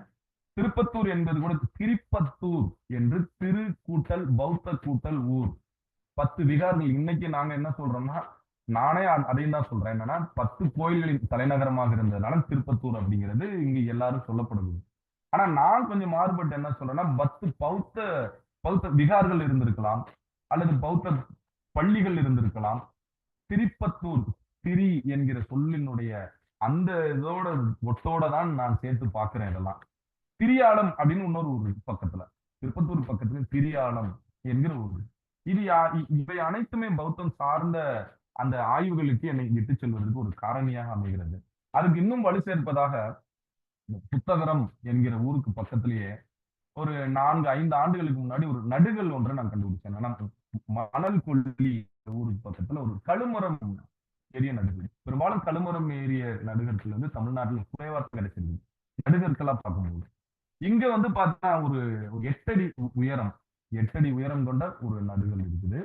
அந்த நடுகள்ல வந்து பாத்தீங்க அப்படின்னு சொன்னா அந்த ஊர் மக்கள், அந்த உள்ளூர்வாசிகள்கிட்ட இருக்கக்கூடிய அந்த தொன்மம் சார்ந்த சில கதைகளை வந்து நம்ம கேட்கும்போது அது பௌத்தத்தோட தொடர்புடையதா இருக்குது. அது என்ன சொல்றாங்கன்னா, ஒரு வரியில சொல்லணும்னா, ஒரு காலகட்டத்துல இங்க இருக்கிறவங்க வந்து வேற வடக்குல இருந்து வந்த ஒரு சாமியார் வந்து அவருடைய போதனைகளை கேட்டு இங்க இருக்கக்கூடிய ஒரு அரசன் வந்து மொட்டையடிச்சுட்டானா, மொட்டையடிச்சுட்டு மக்கள் எல்லாத்தையும் அப்படியே மொட்டையடிக்க சொன்னானா. அதனால வந்து இங்க இருக்கக்கூடிய பக்கத்துல இருக்கக்கூடிய ஒரு ராஜா வந்து இவனை கழுமரம் ஏத்துனாங்களாம் அப்படின்னு ஒரு விதமான ஒரு கதையை வந்து வயதானவர்கள் சொல்றாங்க. இதை நம்ம அப்படியே எடுத்துக்கிட்டாலும் உள்ளூர் மக்களுடைய வழக்காரை வச்சு நம்ம பொருத்தி பார்க்கும்போது பௌத்த ஆய்வுகளில் வந்து பாத்தீங்கன்னா பௌத்தத்தை தழுவிய ஒருவன் கழுமரம் ஏற்றப்பட்டிருக்கிறானா என்கிற ஒரு கேள்வியோட ஒரு கருதுகளோட நம்ம வந்து ஆய்வு செலுத்துவதற்கு இந்த ஒரு விஷயத்தை பார்க்கிறோம். இதுக்கு இன்னும் வலு சேர்க்கணும் இல்லையா? மணல் கொள்ளியிலிருந்து சரியா 500 மீட்டர்ல விநாயகபுரம், அந்த ஊர் பேரை நீங்க பார்க்கணும். விநாயகபுரம் அப்படின்னு ஒரு ஊர். இந்த ஊர் இன்னைக்கு துலுக்கலூர் அப்படின்னு அழைக்கப்படுது. துலுக்கலூர், துலுக்கர், துலுக்கலூர் அப்படின்னு அழைக்கப்படுது. இந்த ஊர்ல ஒரு புத்தர் சிலை, சிதிலம் அடைந்த ஒரு புத்தர் சிலையை ஆவணப்படுத்தியிருக்கோம். அப்ப இது எல்லாத்தையும் ஒருங்கிணைச்சு நம்ம பார்க்கும்போது இந்த பகுதி பௌத்தம் செழித்தோங்கிய பகுதியா இருக்குது. இங்க இருக்கக்கூடிய ஊர் பெயர்கள் வந்து 2 விதமா பார்க்கறாங்க. ஒன்று சாதியினுடைய பள்ளி அப்படிங்கிறத வந்து ஒரு ஒரு குறிப்பிட்ட ஒரு சாதியினுடைய இதா பார்க்கறாங்க. அது ஏற்றுக்கொள்ள முடியாதது. அதே மாதிரி சமணத்துக்கு வந்து பார்க்கும்போது இந்த பகுதியில சமணமும் இந்த பகுதியில இருந்திருக்குது. ஆனாலும் கூட நாம் நிலைநாட்டுவதற்கு ஆய்வுல வந்து நிரூபிப்பதற்கான நிறைய சான்றுகளை வந்து நம்ம வந்து சொல்வதற்கு வாய்ப்புகள் இங்க நிறைய இருக்குது. அதுக்கு குறிப்பா இந்த விநாயகபுரத்துல இருந்து கொஞ்ச தூரம் தள்ளி பெருமாப்பட்டு அப்படிங்கிற ஒரு ஊர் இருக்கு. பெருமாப்பட்டுல தம்ம சக்கரம் ஒன்றை ஆய்வு செய்து நாங்க வந்து தொலைக்காட்சியில மத்த எல்லா மீடியாவிலையும் நம்ம வந்து வெளிப்படுத்தியிருக்கோம். அப்ப இது எல்லாமே வந்து பாத்தீங்கன்னா இந்த பகுதியில இது வந்து பாருங்க, அந்த நம்ம கண்டறிந்த விநாயகபுரம் என்கிற பகுதியில சிலமடைந்த அந்த சிற்பம். இது வந்து ஒரு தம்ம சக்கரம் தான். ஆனா இதுல இருக்கக்கூடிய அந்த இது என்னன்னா, மஞ்சிப்பாடியில் எம்பெருமானுக்கு விதைக்கண்டம் அப்படிங்கிற ஒரு எழுத்துக்களோட இருக்குது. எம்பெருமான் விதைக்கண்டம். அந்த எம்பெருமானான இது வைணவ குறியீடு அப்படின்னு சொல்லி நம்ம அதை சொல்றாங்க. பட் நான் அதை வந்து எப்படி பாக்குறேன்னா, இந்த நான் சொல்லக்கூடிய இன்டர்பிரேஷன் எல்லாத்தையும் வச்சு இது வந்து தம்ம சக்கரமாகத்தான் இருக்க முடியும் அப்படிங்கிறத பாக்குறேன். இங்க இந்த பார்க்கக்கூடிய கழுமரம் ஏறிய அந்த ஒரு அரசனுக்கான நடுகள் இது. எப்படி அரசன் என்று சொல்றாங்கன்னா, கொற்றக்குடை இங்க காட்டப்படுகிறது. நீங்க பார்த்தா தெரியும். இது கொற்றக்குடை இது. அந்த கொற்றக்குடை வந்து பின்னாடி இருக்குது. இது கழுமரம். அதுல ஏறி இருக்கக்கூடிய தனது ஒரு கையை மார்பின் மீதும் ஒரு கையை விண்ணை நோக்கி உயர்த்தியவாறும் அவன் வந்து கழுமரம் ஏறி இருக்கான். இவன் அரசன் என்பதற்கு கிரீடம் அணிந்திருக்கிறான். கிரீடம் மேலாப்புல இருக்குது. இந்த மொட்டை அடித்தான் அப்படின்னு சொல்றாங்கல்ல, இந்த சிற்பத்தை கொஞ்சம் நல்லா உத்து பாத்தீங்கன்னா தெரியும். அந்த மொட்டை அடித்து அது மேல கிரீடம் வச்ச மாதிரி ஒரு காட்சி அமைப்பு தான் அதுல இருக்குது. இதை விட பக்கத்துல ஒரு பெண்மணி கையில் ஒரு அகல் விளக்கை ஏந்தி அவனை வழிபடுவது போல காட்டப்பட்டிருக்கு. அப்ப இதை நம்ம எப்படி புரிஞ்சுக்கலாம் அப்படின்னா, இந்த மன்னன் ஒரு நல்லாட்சி தந்தவன், ஒரு சிறந்தவனா இருந்திருக்கணும். ஏன்னா வழிபடக்கூடிய அளவுக்கு அவன் இருக்கிறதுனாலதான் அந்த சிற்பி வந்து இந்த இடத்துல ஒரு பெண் வந்து ஒரு அகல் விளக்கை ஏந்தி வழிபடுவது போல இங்க வந்து காட்டுறாங்க. சோ இதெல்லாம் வச்சுட்டு நம்ம பார்க்கும்போது இந்த பகுதி, இந்த வட தமிழகத்துல நான் ஆய்வு செய்து கொண்டிருக்கக்கூடிய இந்த பகுதி பௌத்தம் செழித்தோங்கிய பகுதியாக இருப்பதற்கு ஒரு வாய்ப்பு இருக்குங்கிறத ஆய்வுகளை நிரூபிப்பதற்கு நான் முயற்சி செய்துட்டு இருக்கிறேன். ஸோ இந்த ஒரு அரை மணி நேரம் எனக்கு ஒரு அருமையான ஒரு வாய்ப்பை தந்து இந்த இந்த இடத்துல நிறைய கருத்துக்களையும் பகிர்ந்து கொள்ள ஒரு வாய்ப்பினை வழங்கிய தமிழ்நாடு பௌத்த பேரவை, பௌத்த சங்கம் அவங்களுக்கு என்னுடைய நன்றி என்று தெரிவிச்சுக்கிறேன். இன்னும் குறிப்பா என்னை பரிந்துரைத்த பேராளர்கள், ஆசிரியர்கள் அவங்களுக்கு என்னோட நன்றியை தெரிவிச்சுக்கிறேன். நிறைய அறிஞர் பெருமக்கள் இங்க இருக்கிறீங்க. இருந்தாலும் அடியன் சிறியவன், என்ன நான் படித்த நான் பயணிக்கக்கூடிய விஷயத்தில் இருக்கக்கூடிய சிறு துளிகளை உங்களிடம் வழங்கி இருக்கிறேன் என்று கருதுகிறேன். இதுல எதுவும் குற்றம் குறைகள் இருந்தால் நீங்கள் என்னை திருத்தலாம். இந்த வேளையில் இன்னும் அடுத்த மீட்டிங்ல நீங்க சந்திப்பீங்க. அதனால புரட்சியாளர் அம்பேத்கர் அவருடைய பிறந்தநாள் வாழ்த்துக்களை நான் இதன் வாயிலாக எல்லோருக்கும் நான் தெரிவிச்சுக்கிறேன். இந்த ஒரு அருமையான வாய்ப்பை தந்த எல்லோருக்கும் கேட்க உங்கள் அனைவருக்கும் எனது நன்றியை தெரிவித்துக் கொள்கிறேன். ஜெய்பீம். சிறப்பான உரை பிரபு. நீங்க பேசுனது முழுக்க நிறைய விஷயங்களை கொஞ்சம் ஓபன் பண்ணி விட்டது. நீங்க ஏற்கனவே சொன்னீங்க, இந்த உங்க உரையில பௌத்த சின்னங்கள் பாதுகாப்பு தொடர்பா பௌத்தர்கள்கிட்ட போதிய விழிப்புணர்வு இல்லைன்றது உண்மையான விஷயம். அதுல 100% நான் உங்ககிட்ட உடன்படுறேன். அதனால்தான் நம்ம தமிழ்நாடு பௌத்தர்கள் சங்க பேரில் வந்து பௌத்த சின்னங்கள் பாதுகாப்பு குழு அப்படின்னு சொல்லிட்டு ஒண்ணு உருவாக்கியிருக்கோம். பட் அது இன்னும் கொஞ்சம் வலுப்படுத்தணும் அப்படின்னு இப்ப தோணுது உங்க உரைக்கு பிறகு. அதை கூடி சீக்கிரம் அதை நாங்க சரி செஞ்சிட்டோம். உங்களோட உரையை வந்து நீங்க இன்னும் ஒரு புத்தகத்துக்கு ஏத்த மாதிரி கொஞ்சம் செழுமைப்படுத்தி, எவ்வளவு புகைப்படம் இருந்தாலும் எல்லாத்தையும் சேர்த்து ஒரு வேர்ட் ஃபைல்ல எங்களுக்கு அனுப்பிட்டா கொஞ்சம் புத்தகமாக்குறதுக்கு கொஞ்சம் வசதியா இருக்கும். அதை செஞ்சிட முடியுங்களா? கண்டிப்பா. எவ்வளவு சீக்கிரம் நீங்க கொடுக்குறீங்களோ அவ்வளவு சீக்கிரம் எங்களுக்கு நல்லது. அதை நம்ம தொகுத்துருவோம். உங்க உரையில வந்து இங்க இருக்கிறவங்களுக்கும் ஒரு பெரிய சிறப்பு உருவாக்கி இருக்கோம் நிச்சயமா. இந்த அடிப்படையில வந்து உங்ககிட்ட கேள்விகள் ஏதாவது இருந்தா அவர்கிட்ட கேளுங்க. டாக்டர் பிரபு வந்து உங்களுக்கு பதில் சொல்லுவாரு. துறை சார்ந்த கேள்விகள் மட்டும்தான் இருக்கணும். துறை சார்ந்து அவருடைய உரைக்கு அப்பாற்பட்ட கேள்விகள் எல்லாம் அவர்கிட்ட கேட்டு அவரை சங்கடப்படுத்த வேணாம். தெளிவான கேள்விகள் நம்ம தொடர்ந்து எப்படி கேட்கிறோமோ அதே போல உங்களுடைய கேள்விகளும் அமையணும்னு நான் கேட்டுக்கிறேன். வாழ்த்துக்கள் பிரபு உங்களுக்கு. இப்போ கேள்வி பதில் அது எவ்வளவு மிக்க நேரம் நன்றி. போதோ அது முடிச்சுட்டு அதுக்கப்புறம் நம்ம வாழ்த்துரை வழங்குவதற்கு மேனாள் சிறுபான்மை ஆணையத்தினுடைய உறுப்பினர் அவர்கள் வந்து பேசுவாங்க. நன்றி. கேள்விகளை கேட்கலாம். கேள்வி கேட்கறவங்க வீடியோல வந்து கேளுங்க, வீடியோ இல்லாம கேட்காதீங்க.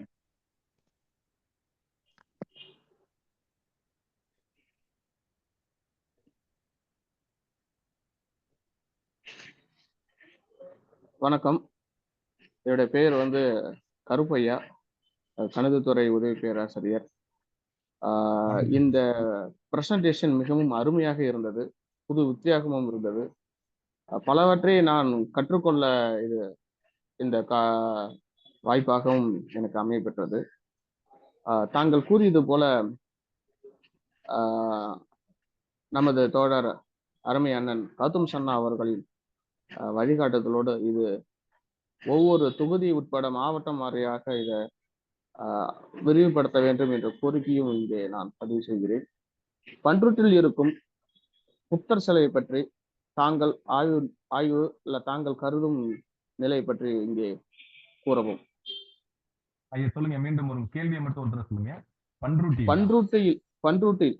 பண்ருட்டில் இருக்கும் புத்தர் சிலை இல்லைங்க, நான் பணியாற்றுவது இந்த பகுதியில திருப்பத்தூர் சுற்று வட்டாரத்துல நான் பதிவு செய்திருக்கிறேன்.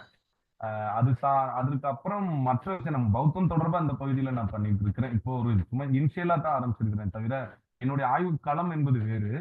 அதனுடைய பகுதியாவே நான் வந்து நம்மளுடைய தனித்துவத்தை நம்ம தேடணும் இல்லைங்களா, நம்மளுடைய வரலாறுகளை தேடணும் அப்படிங்கிற ஒரு ஆர்வத்தின் மிகுதியில நான் வந்து இதை தனியா 2-3 கட்டுரைகள் எழுதி சமர்ப்பிச்சிருக்கிறேன். நான் வழக்கமா வந்து தமிழ் விழுமியங்கள் சார்ந்த ஆய்வுகள் களப்பணியில மேற்கொள்றவன். அந்த பகுதியில எங்கேயாவது கிடைச்சதுன்னா பௌத்தங்கள் கேட்டா நம்ம பாலைவனத்துல ஓடக்கூடிய தாகத்தோடு ஓடக்கூடிய மாதிரி அதை போய் உடனே பற்றி கொள்வதில் நான் வந்து இப்ப ஆர்வமா இருக்கிறேன். அதை செஞ்சுட்டு இருக்கீங்க. அந்த பகுதியில நான் வந்தது இல்லைங்க, அவ்வளவா பயணிச்சிருக்கிறேன். மற்ற ஆய்வு களங்களா நான் அந்த பகுதியில வந்தது இல்லைங்க. நன்றி. நன்றி.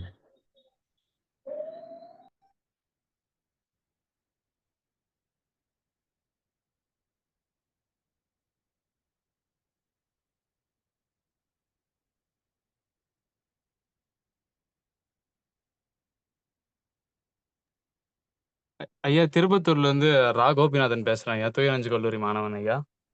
சொல்லுங்க. வணக்கம்.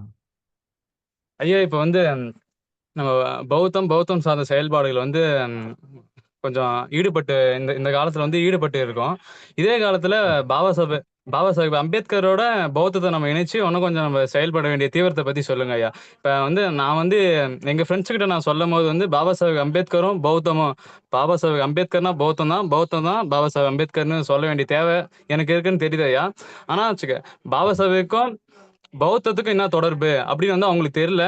இப்ப அம்பேத்கர்னா ஓகே, இதுக்காக போராடினாரு எல்லாருமே தெரியுது. பௌத்தம் ஏன் அவருக்கு ஏத்துக்கினாரு, அதை நம்ம கிட்ட பரப்புறதுக்கு வந்து அவர் முயற்சித்தாரு. அது வந்து அந்த கேள்வி இங்க தவிர்த்துருங்க, அது தனி விஷயம், அது இங்க தேவையில்லை. அவருக்கு அவருடைய உரையில இருந்து கேள்வி கேளுங்க. மத்த விஷயத்துக்கு நீங்க கேட்கிற விஷயத்துக்கு நம்ம பதில் சொல்லுங்க. உங்க பேர் என்ன தம்பி? உங்க பேரு? ஐயா ரா கோபிநாதன் ஐயா, தூயநெஞ்சு கல்லூரி மாணவன் ஐயா. Computer science. ஓகே. இல்ல கோபி, அதை நம்ம தனியா பேசிக்கலாம். இந்த களம் வந்து இப்ப நம்ம பேசினதுல இருந்து ஏதாவது கேளுங்க. ஓகே ஐயா. கேட்கலாம். உங்க தெரியுமா ஐயா எல்லாம் தெரியல இந்த பகுதியில. ஆமாய்யா, இப்ப கௌதம்பேட்டை வந்து அயோத்தியாச பண்டிதர் 1906 நிறுவிய கௌதம்பேட்டை புத்தர் கோயிலை பத்தி தான் பேசணும். அந்த ஊர்ல வந்து இல்லையா, கிட்டத்தட்ட ஒரு 10 மாரியம்மன் கோயிலுக்கு மேல இருக்கு. பௌத்தத்தை விட்டுட்டு இந்து மதத்தை ஏன் அங்க இது பண்றாங்க? நீங்க அதை பத்தி என்ன நினைக்கிறீங்கன்னு சொல்லுங்க ஐயா. இல்ல, சாதாரண ஒண்ணுதான். அங்க வந்து நம்ம பூர்வீகமா பௌத்தத்தை தழுவியவங்க. உங்களுக்கு தெரியும், இங்க பக்கத்துல இருக்கக்கூடிய கேஜிஎஃப்க்கு நம்ம திருப்பத்தூருக்கும் இந்த வடார்காடு மாவட்டத்துக்குமே இந்த நெருங்கிய தொடர்பு இருக்குங்கிறத நிறைய நீங்க வச்சிருப்பீங்கன்னு நம்புறேன். இங்க இருக்கக்கூடியவங்க வந்து நிறைய பேரு கேஜிஎஃபோட தொடர்புடையவங்க. அந்த தொடர்புனால வந்து இங்க பௌத்தம் வந்து பன்னெடுங்காலத்துக்கு முன்னாடியே திருப்பத்தூர் இங்க இருக்கக்கூடிய எல்லா ஆய்வாளர்கள் மற்ற கருத்தாளர்கள் அனைவருக்கும் தெரியும்னு நினைக்கிறேன். தமிழ்நாட்டிலேயே பௌத்தத்தை பத்தி நம்ம பேசுறோம். இன்னைக்கும் கூட நம்ம ஸ்டாலின் ராஜாங்கம் அண்ணன் மற்ற எல்லாருக்குமே தெரியும், திருப்பத்தூர் வந்து ஒரு மிக முக்கியமான ஒரு சென்டர். பௌத்தம் வந்து ஒரு காலகட்டத்துல மிக செழிப்பா அங்க இருந்திருக்குது. இடைப்பட்ட காலகட்டத்துல அது வந்து தொடர்பு இல்லாம போயிடுச்சு. ஒரு ஒரு அறுபட்டு போச்சு. அத வந்து நமக்கு எல்லாம் தெரியும் இல்லையா? நம்ம மாற்றுப்பாதையில நம்மளை வழிநடத்தியவங்க, அவங்க எல்லாம் போனதுனால நம்ம அந்த நம்மளுடைய பூர்வீகத்தை விட்டுட்டோம் அப்படின்னு சொல்லணும். அந்த வேர்களை தேடி நம்ம வந்து உங்களை போன்ற நம்மை போன்ற இளைஞர்களும் மற்றவங்களும் வந்து நம்மளுடைய வேர்களை தேடி பயணிக்கணும். நம்முடைய மரபுகள் எது என்பதை வந்து நம்ம தேட வேண்டிய கட்டாயத்துல இருக்கிறோம். அந்த அடிப்படையில இந்த கௌதம்பேட்டையில இருக்கக்கூடிய அந்த விகார் இன்னைக்கு இருக்கக்கூடிய அந்த விகார் ஆகட்டும், அங்கு நடைபெறக்கூடிய அந்த பௌத்தம் சார்ந்த வழிபாடுகளை நம்ம பகிரலாம். அதை வந்து வெளியே கொண்டு வரணும். அதை நம்ம ஏற்கனவே பேசின மாதிரி நம்ம தோழர் கௌதம் ஐயா அவங்க சொன்ன மாதிரி கௌதம் தோழர் சொன்ன மாதிரி இது எல்லா இடத்துலயும் விரிவுபடுத்தணும். நம்மளுடைய வேற தேடணும். அதனுடைய உண்மைத்தன்மையை நாம அறிஞ்சுக்கிட்டு அடுத்த தலைமுறைக்கு கொண்டு போகணும் அப்படிங்கிறது தான் நம்மளுடைய அது வந்து ஒரு தீர்வா இருக்கும்னு நம்புறேன். சொல்லப்போனா இந்த திருப்பத்தூர் வந்து இந்த இடத்துல நாங்க பணியாற்றுறதுனால சொல்லல. நான் இங்க வர்றதுக்கு முன்னாடியே அதை பத்தி நான் கேள்விப்பட்டிருக்கேன், நிறைய வாசிச்சிருக்கிறேன்.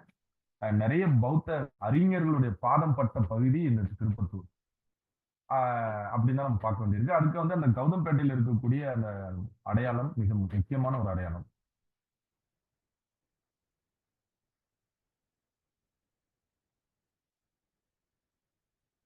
நன்றி ஐயா. நன்றி.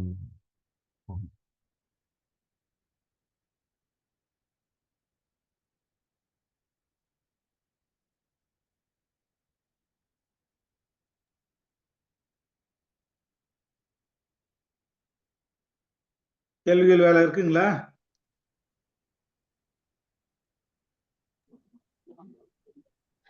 அவர் சார் வந்துட்டாருங்களா? நம்ம கலாமணி சார் வந்துட்டாரா?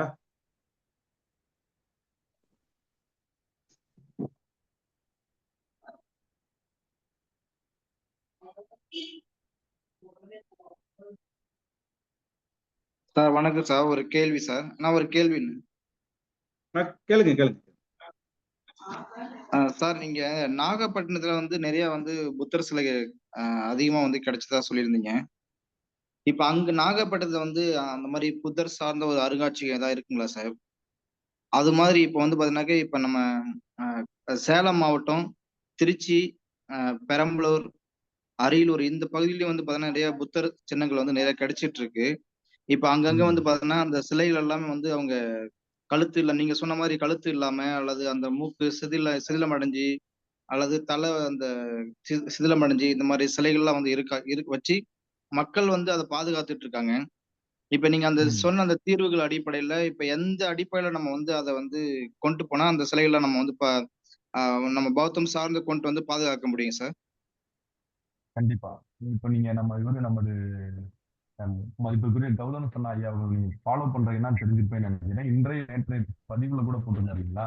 அங்க வந்து நம்ம தமிழ்நாடு பௌத்த சங்கம் சார்பா வந்து அங்க இருக்கக்கூடிய அந்த விகார்கள் அதெல்லாம் வந்து மீள் கட்டுமானம் கொண்டு வரணும் அப்படிங்கிற மாதிரியான கோரிக்கைகள்லாம் கூட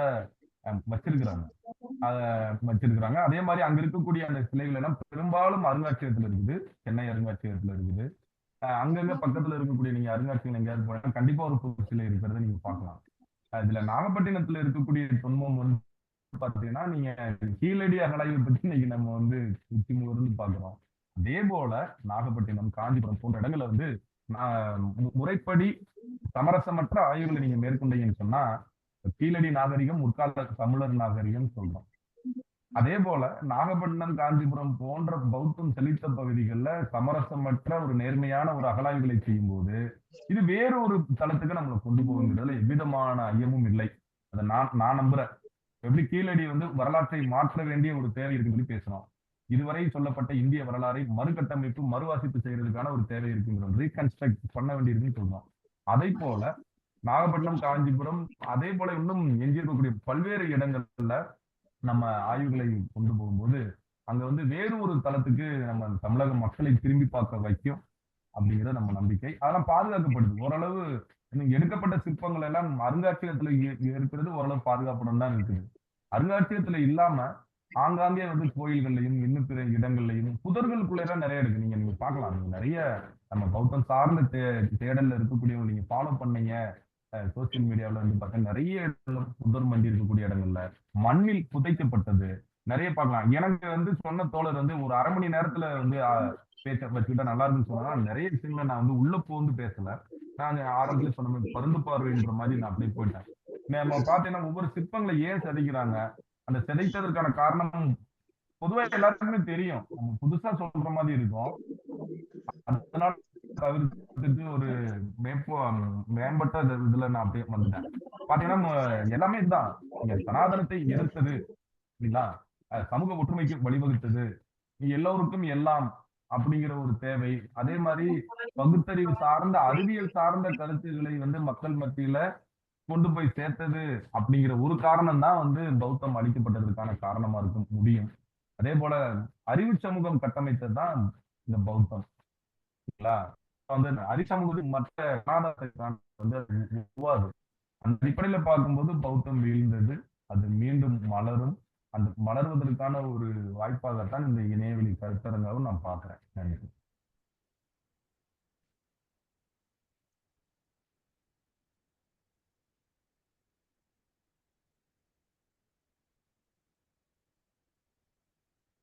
சரி, சிறப்பு. கேள்விகள் இல்லைன்னு நினைக்கிறேன் நானு. ஆம், கலாமணி சார் வந்துட்டாருன்னா ஒரு வாழ்த்துறை வழங்கலாம். வந்துட்டாருங்களா?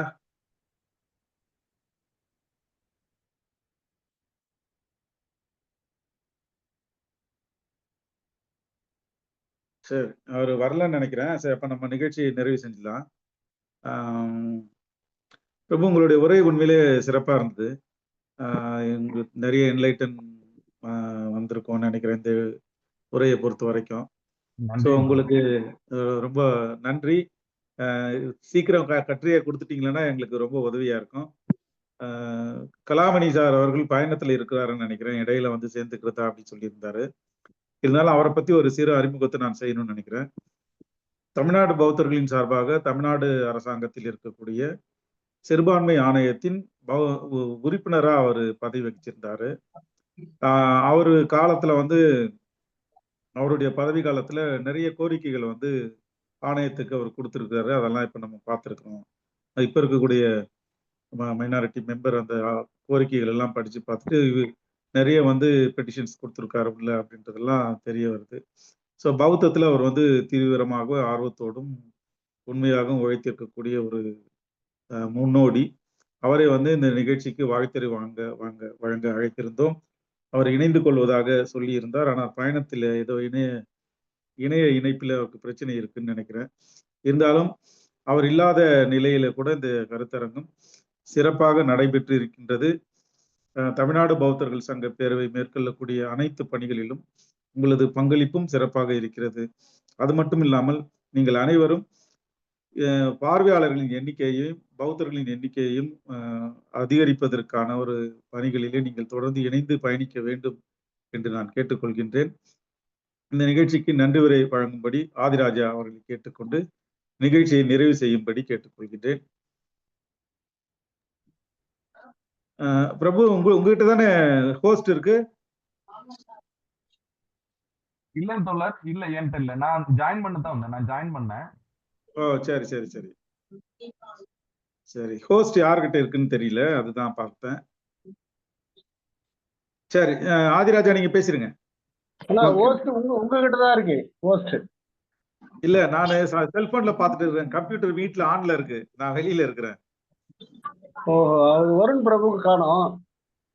வருண் பிரபு கிட்ட சொல்லிடுங்க. நன்றி உரை முடிஞ்ச பிறகு அவனை க்ளோஸ் பண்ணிக்க சொல்லுங்க.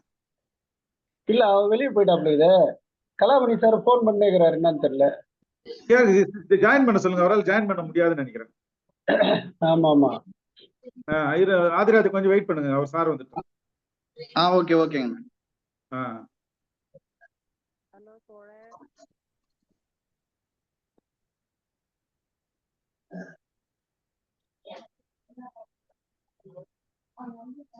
பேசிட்டீங்களா? அவர்கிட்ட பேசிருங்க.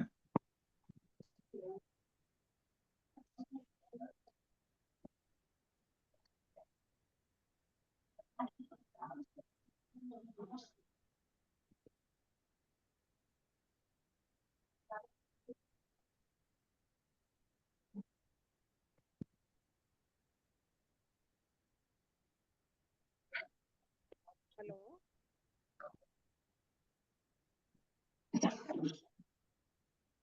ஹலோ தோழர்.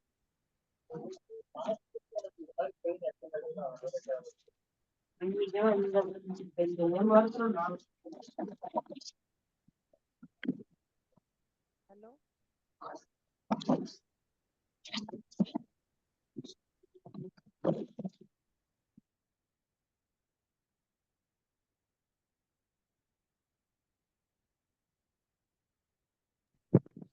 ஹலோ சரி, அவர் வர முடியலன்னா நன்றி சொல்லிடுங்க. மதுராஜா, நீங்க நன்றி சொல்லிடுங்க.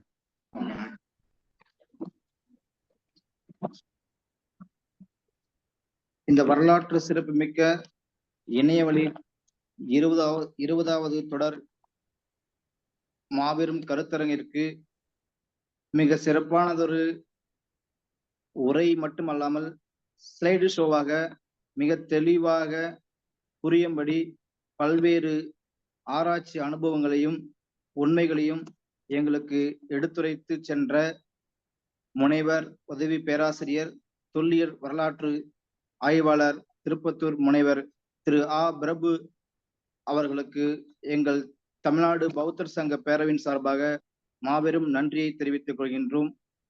இந்த வாரம் மட்டுமல்ல, ஒவ்வொரு வாரமும் இந்த இணையவழி கருத்தரங்கில் உரையாற்றக்கூடிய ஆய்வாளர்கள், சென்ற வாரம் பேசிய பத்மாவதி அவர்கள் மேடமாக இருக்கட்டும், அதற்கு முன்பு பேசிய மேடம் சுபாஷினி அவர்களாக இருக்கட்டும், ஒவ்வொருவரும் மாபெரும்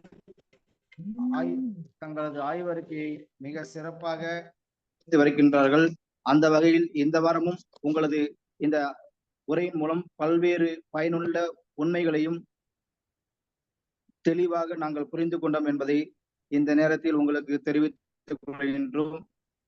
மேலும் இந்நிகழ்விலே கலந்து கொள்ள இயலாமல் இருந்தாலும், வாழ்த்துறை வழங்க இயலாமல் போனாலும், தொடர்ந்து நம்மளோடு தொடர்பு இருக்கக்கூடிய முன்னாள் தமிழ்நாடு பௌத்த சிறுபான்மை உறுப்பினர் திருமிகு கோ கலாமணி ஐயா அவர்களுக்கும் இந்த தமிழ்நாடு பௌத்தர் சங்க சார்பாக மாபெரும் நன்றியை தெரிவித்துக் கொள்கின்றோம். தமிழ்நாட்டில் தற்போது உள்ள சூழலில் தமிழ்நாட்டிற்கு ஒரு பௌத்தம் தேவை, தமிழ்நாட்டிற்கு ஒரு பௌத்தர் தேவை. இந்த இரண்டையும் இணைத்து தமிழ்நாடு பௌத்தர்கள் சங்க பேரவை என்ற ஒரு அமைப்பை தொடங்கி ஒரு மாபெரும் முன்னெடுப்பை தொடர்ந்து முன்னெடுத்து வரும் எங்களை எல்லாம் மிக சிறப்பாக இந்த பௌத்த செயல்பாடுகளில் மிக சிறப்பாக ஈடுபடுத்த வாய்ப்பளிக்கும் தமிழ்நாடு பௌத்தர் சங்க பேரவையின் தலைமை ஒருங்கிணைப்பாளர் அண்ணன் திரு கௌதம சர்ணா அவர்களுக்கும் எங்கள் இளையோர் கழக சார்பாக நன்றியை தெரிவித்துக் கொள்கின்றோம். இந்த தொடர்ந்து 20 வாரங்கள் மட்டுமல்லாமல் இன்னும் தொடர்ந்து 30 வாரங்கள் இந்த இணையவழி கருத்தரங்கை தொடர்ந்து நடத்த இருக்கின்ற தொடர்வழி இணைய கருத்தரங்க ஒருங்கிணைப்பாளர், தமிழ்நாடு பௌத்தர் சங்க பேரவையின் ஒருங்கிணைப்பாளருமான அண்ணன் பார்த்திபன் அவர்களுக்கும் இந்நேரத்தில் நன்றியை தெரிவித்துக் கொள்கின்றோம். மேலும் இந்த கருத்தரங்கில் இணையவழி மூலமாக கலந்து கொண்டு சிறப்பித்த அனைத்து பௌத்த முன்னணி தோழர்களுக்கும் முன்னணி நிர்வாகிகளுக்கும் எனது நெஞ்சார்ந்த நன்றியை தெரிவித்துக் கொள்கின்றோம். மேலும் இந்த மாபெரும் கருத்தரங்கில் முகநூல் வாயிலாக இணைந்து கலந்து கொண்டு சிறப்பித்த உங்கள் அனைத்து பௌத்த அன்பு உறவுகளுக்கும் எனது பணிவான நெஞ்சார்ந்த நன்றியை தெரிவித்துக் கொண்டு வாய்ப்புக்கு நன்றி கூறி விடைபெறுகிறேன். நன்றி, வணக்கம். ஆனா கலாமணி வந்துட்டாரு. கலாமணி இருக்காரு சார். கலாமணி சார், நீங்க பேசுங்க சார். இப்பொழுது கலாமணி ஐயா அவர்கள் வந்திருக்கிறாங்க. அவர் தன்னுடைய வாழ்த்துறை பேசிய பிறகு நிகழ்ச்சியை நிறைவு செஞ்சிருவோம். ஐயா சார், நீங்க பேசுங்க.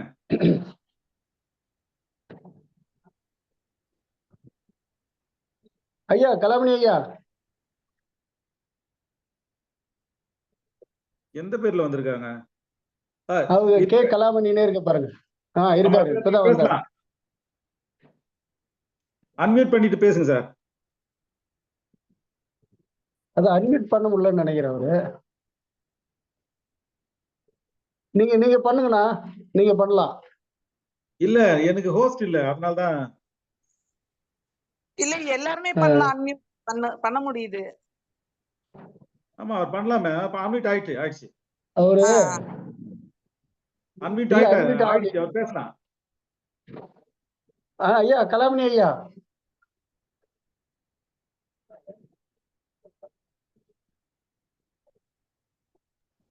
அட்மிட் பண்ண முடியலையே நம்மள என்னால. ஹோஸ்ட் பண்ணலாம். அவர் அன்மியூட் பண்ண முடியல போல இது ஒரு. சரிங்க நான் முடிச்சுக்கலாம்ண்ணா. இல்ல பண்ணிட்டாங்க சார் பண்ணிட்டாரு. Okay okay. ஐயா ஐயா பேசுங்க ஐயா. சரிங்க. அதாவது தமிழ்நாட்டுல பேசுங்க. பௌத்த சின்னங்கள் வந்துங்க சில 2 விதத்துல இருக்கு. ஒரு விதம் சிலைகள் வந்து குடியிருப்பு பகுதியில இருக்கு. சில இடத்துல விவசாய நிலங்கள்ல இருக்குது. குடியிருப்பு பகுதியில குடும்ப நேரம் அவங்க இந்து முறைப்படி அவங்க ஏதோ வணங்கிட்டு இருக்கிறாங்க. ஆனால் வயல்வெளியில் இருக்கிறதுல பாதுகாப்பு இல்லாம இருக்கு. அப்ப நான் மைனாரிட்டி கமிஷன் மெம்பரா இருக்கிற போது நான் ஒரு கோரிக்கை வச்சிருக்கிற அரசாங்கத்திற்கு. அது என்னன்னு கேட்டீங்கன்னாக்க, நாம எடுக்க போனோம்னா அவங்க மியூசியத்துக்கு கொண்டு போயிடுவாங்க. அதனால அது அந்தந்த ஊர்ல இருக்கணும்னு சொன்னா அரசாங்கம் ஒரு சர்க்குலர் குறைந்தபட்சம் அந்தந்த மாவட்ட ஆட்சியருக்கு போட்டு எந்த ஊர்ல அந்த சிலைகள் இருக்குதோ அந்த ஊர்லயே பொது இடங்களில் எடுத்து வைத்து அதை பராமரிக்க வேண்டும் அப்படின்னு சொல்லிட்டு நான் வந்து அரசாங்கத்துக்கு அப்பவே பரிந்துரை செய்தாங்க. அப்பதான் அந்த சிலை அந்த ஊர்ல இருந்தாதான் அங்க பௌத்தம் இருந்ததுக்கான அடையாளமாக்கப்படும். அதை நாம அரசாங்கத்திடம் முறையிட்டு அந்தந்த சிலைகள் எங்கெங்க அந்த ஊர்லயே வைத்து உள்ளாட்சித்துறை பராமரிப்பதற்கு வழிவகை செய்ய வேண்டும் என்று நான் நம்ம அமைப்பின் மூலமாக நான் ஒரு கோரிக்கை வைக்கிறேன். இது ஏற்கனவே அரசாங்கத்திற்கு இதை கோரிக்கையா நான் அனுப்பியிருக்கிறேன் மைனாரிட்டி கமிஷன் மெம்பரா இருந்த போது. இதை நீங்க கருத்துல நாம் எடுத்துக்கிறது நல்லதுன்னு நினைக்கிறேன். இது சம்பந்தமா நமக்கு நிறைய பொருள் வேணா மயிலை வேங்கட சீனிவாசன் அவர்கள் நிறைய எழுதியிருக்காரு. அதை நாம் ஆய்வு செய்யலாம் அப்படிங்கிறதா என்னுடைய கருத்து. எனவே உங்கள்கிட்ட ரொம்ப நீண்ட நேரம் பேச முடியாமைக்கு எனக்கு வருத்தத்தை தெரிவித்துக் கொண்டு என்னுடைய வாழ்த்துதலை தெரிவித்துக் கொள்கிறேன். ஹலோ, பாருங்க. நன்றிங்க சார். நல்லா எல்லாம் வாய்ஸ் கேட்டுதுங்களா? நல்லா கேக்குதுங்க சார். நல்லா கேக்குது. ஆமாங்க. இப்ப அதெல்லாம் இந்த கிராமப்புறங்கள்ல குடியிருப்போர் பகுதியில் இருக்கிற இடத்த பராமரிக்கிறாங்க ஏதோ ஒரு வழியில அவங்க இந்து முறைப்படி. எல்லாம் கேட்டேன் சார் நீங்க பேசுறது. ஆமா. ஆனால் நிறைய சிலைகள் நான் இருக்கிற இந்த விருதாச்சலம் பகுதியிலேயே விவசாய நிலங்களில் இருக்குது. இத அந்தந்த பஞ்சாயத்து எடுத்து பொது இடத்தில் வைத்து மக்கள் வாழ்கின்ற பகுதியில வைத்து அதை பராமரிக்கணுங்க. இதுக்கு நாம அரசாங்கத்திட்ட நாம சொல்லி அதை செய்ய வைக்கணும். சரிங்க சார். அப்பதான் நமக்கு அந்த குறியீடு சரியா இருக்கும். அந்த ஊர்ல பௌத்தம் இருந்ததுக்கான ஒரு ஆமா. இப்ப நீங்க கொடுத்த பெட்டிஷன்ஸ் எல்லாம் வசந்த் பார்த்துட்டு சொன்னாரு. ஆமாங்க. அதனால நாம அதுக்கு கொஞ்சம் மெனக்கண் அதிகமா. ஏன்னு கேட்டீங்கன்னா, நாம மனு வந்து நம்ம மைனாரிட்டி கமிஷன் மினிஸ்ட்ரிஸ்க்கு அனுப்புவோம். அவங்க அதை உள்ளாட்சித்துறை அமைச்சகத்துக்கு அனுப்பணும். அவங்க அங்க இருந்து கலெக்டரேட்டுக்கு அனுப்பணும். கலெக்டரேட்ல இருந்து உள்ளாட்சித்துறை பிடிஓவுக்கு அனுப்பணும். பிடிஓ ஒவ்வொரு கிராமத்துக்கும் சர்க்குலர் போடணும். அப்பதான் இது சரியா வருங்க. சரிங்க சார். அதை நம்ம திருப்பி அடுத்த கூட்டத்துல அதை வைக்க சொல்லுவோம் சார். அதை சரிங்க. ரொம்ப மகிழ்ச்சி. ஆணையத்தோட கூட்டத்துல அதை வைப்போம் கண்டிப்பா. ஆமாங்க. அது நான் ஏற்கனவே பரிந்துரை பண்ணிருக்கேன். அத அப்ப எடுத்து செய்யறதுக்கு நம்ம ஃபாலோ பண்றதுக்கு ஆள் இல்ல. சரிங்க சார். உங்க பெட்டிஷன் எல்லாம் எடுத்திருக்கோம். அதை எடுத்து பார்த்திருக்காரு வசந்த். அதை திருப்பி அதை ஃபாலோ பண்ண சொல்லுவோம். மகிழ்ச்சி. ரொம்ப நன்றிங்க சார். ரொம்ப நன்றி. ரொம்ப நன்றிங்க. ரொம்ப நன்றி. மகிழ்ச்சி. வாழ்த்துக்கள். நன்றி. சிறப்பான உரைங்க சார். நன்றி. நன்றி. சார். இதோட கூட்டத்தை நிறைவு செய்வோம். அனைவருக்கும் நன்றி, வணக்கம். அடுத்த வாரம் மீண்டும் நாம் சந்திப்போம். நன்றி.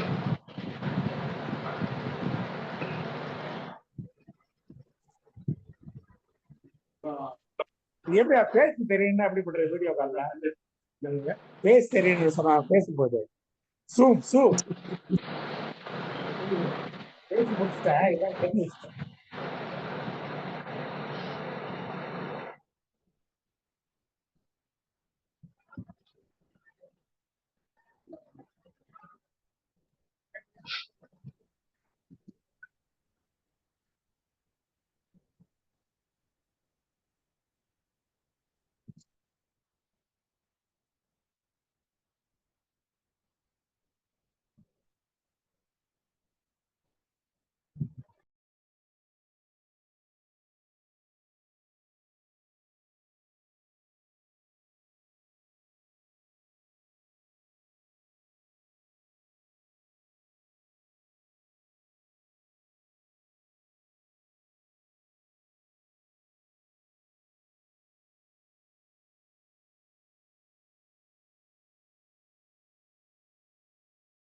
அப்ப இதே மாதிரி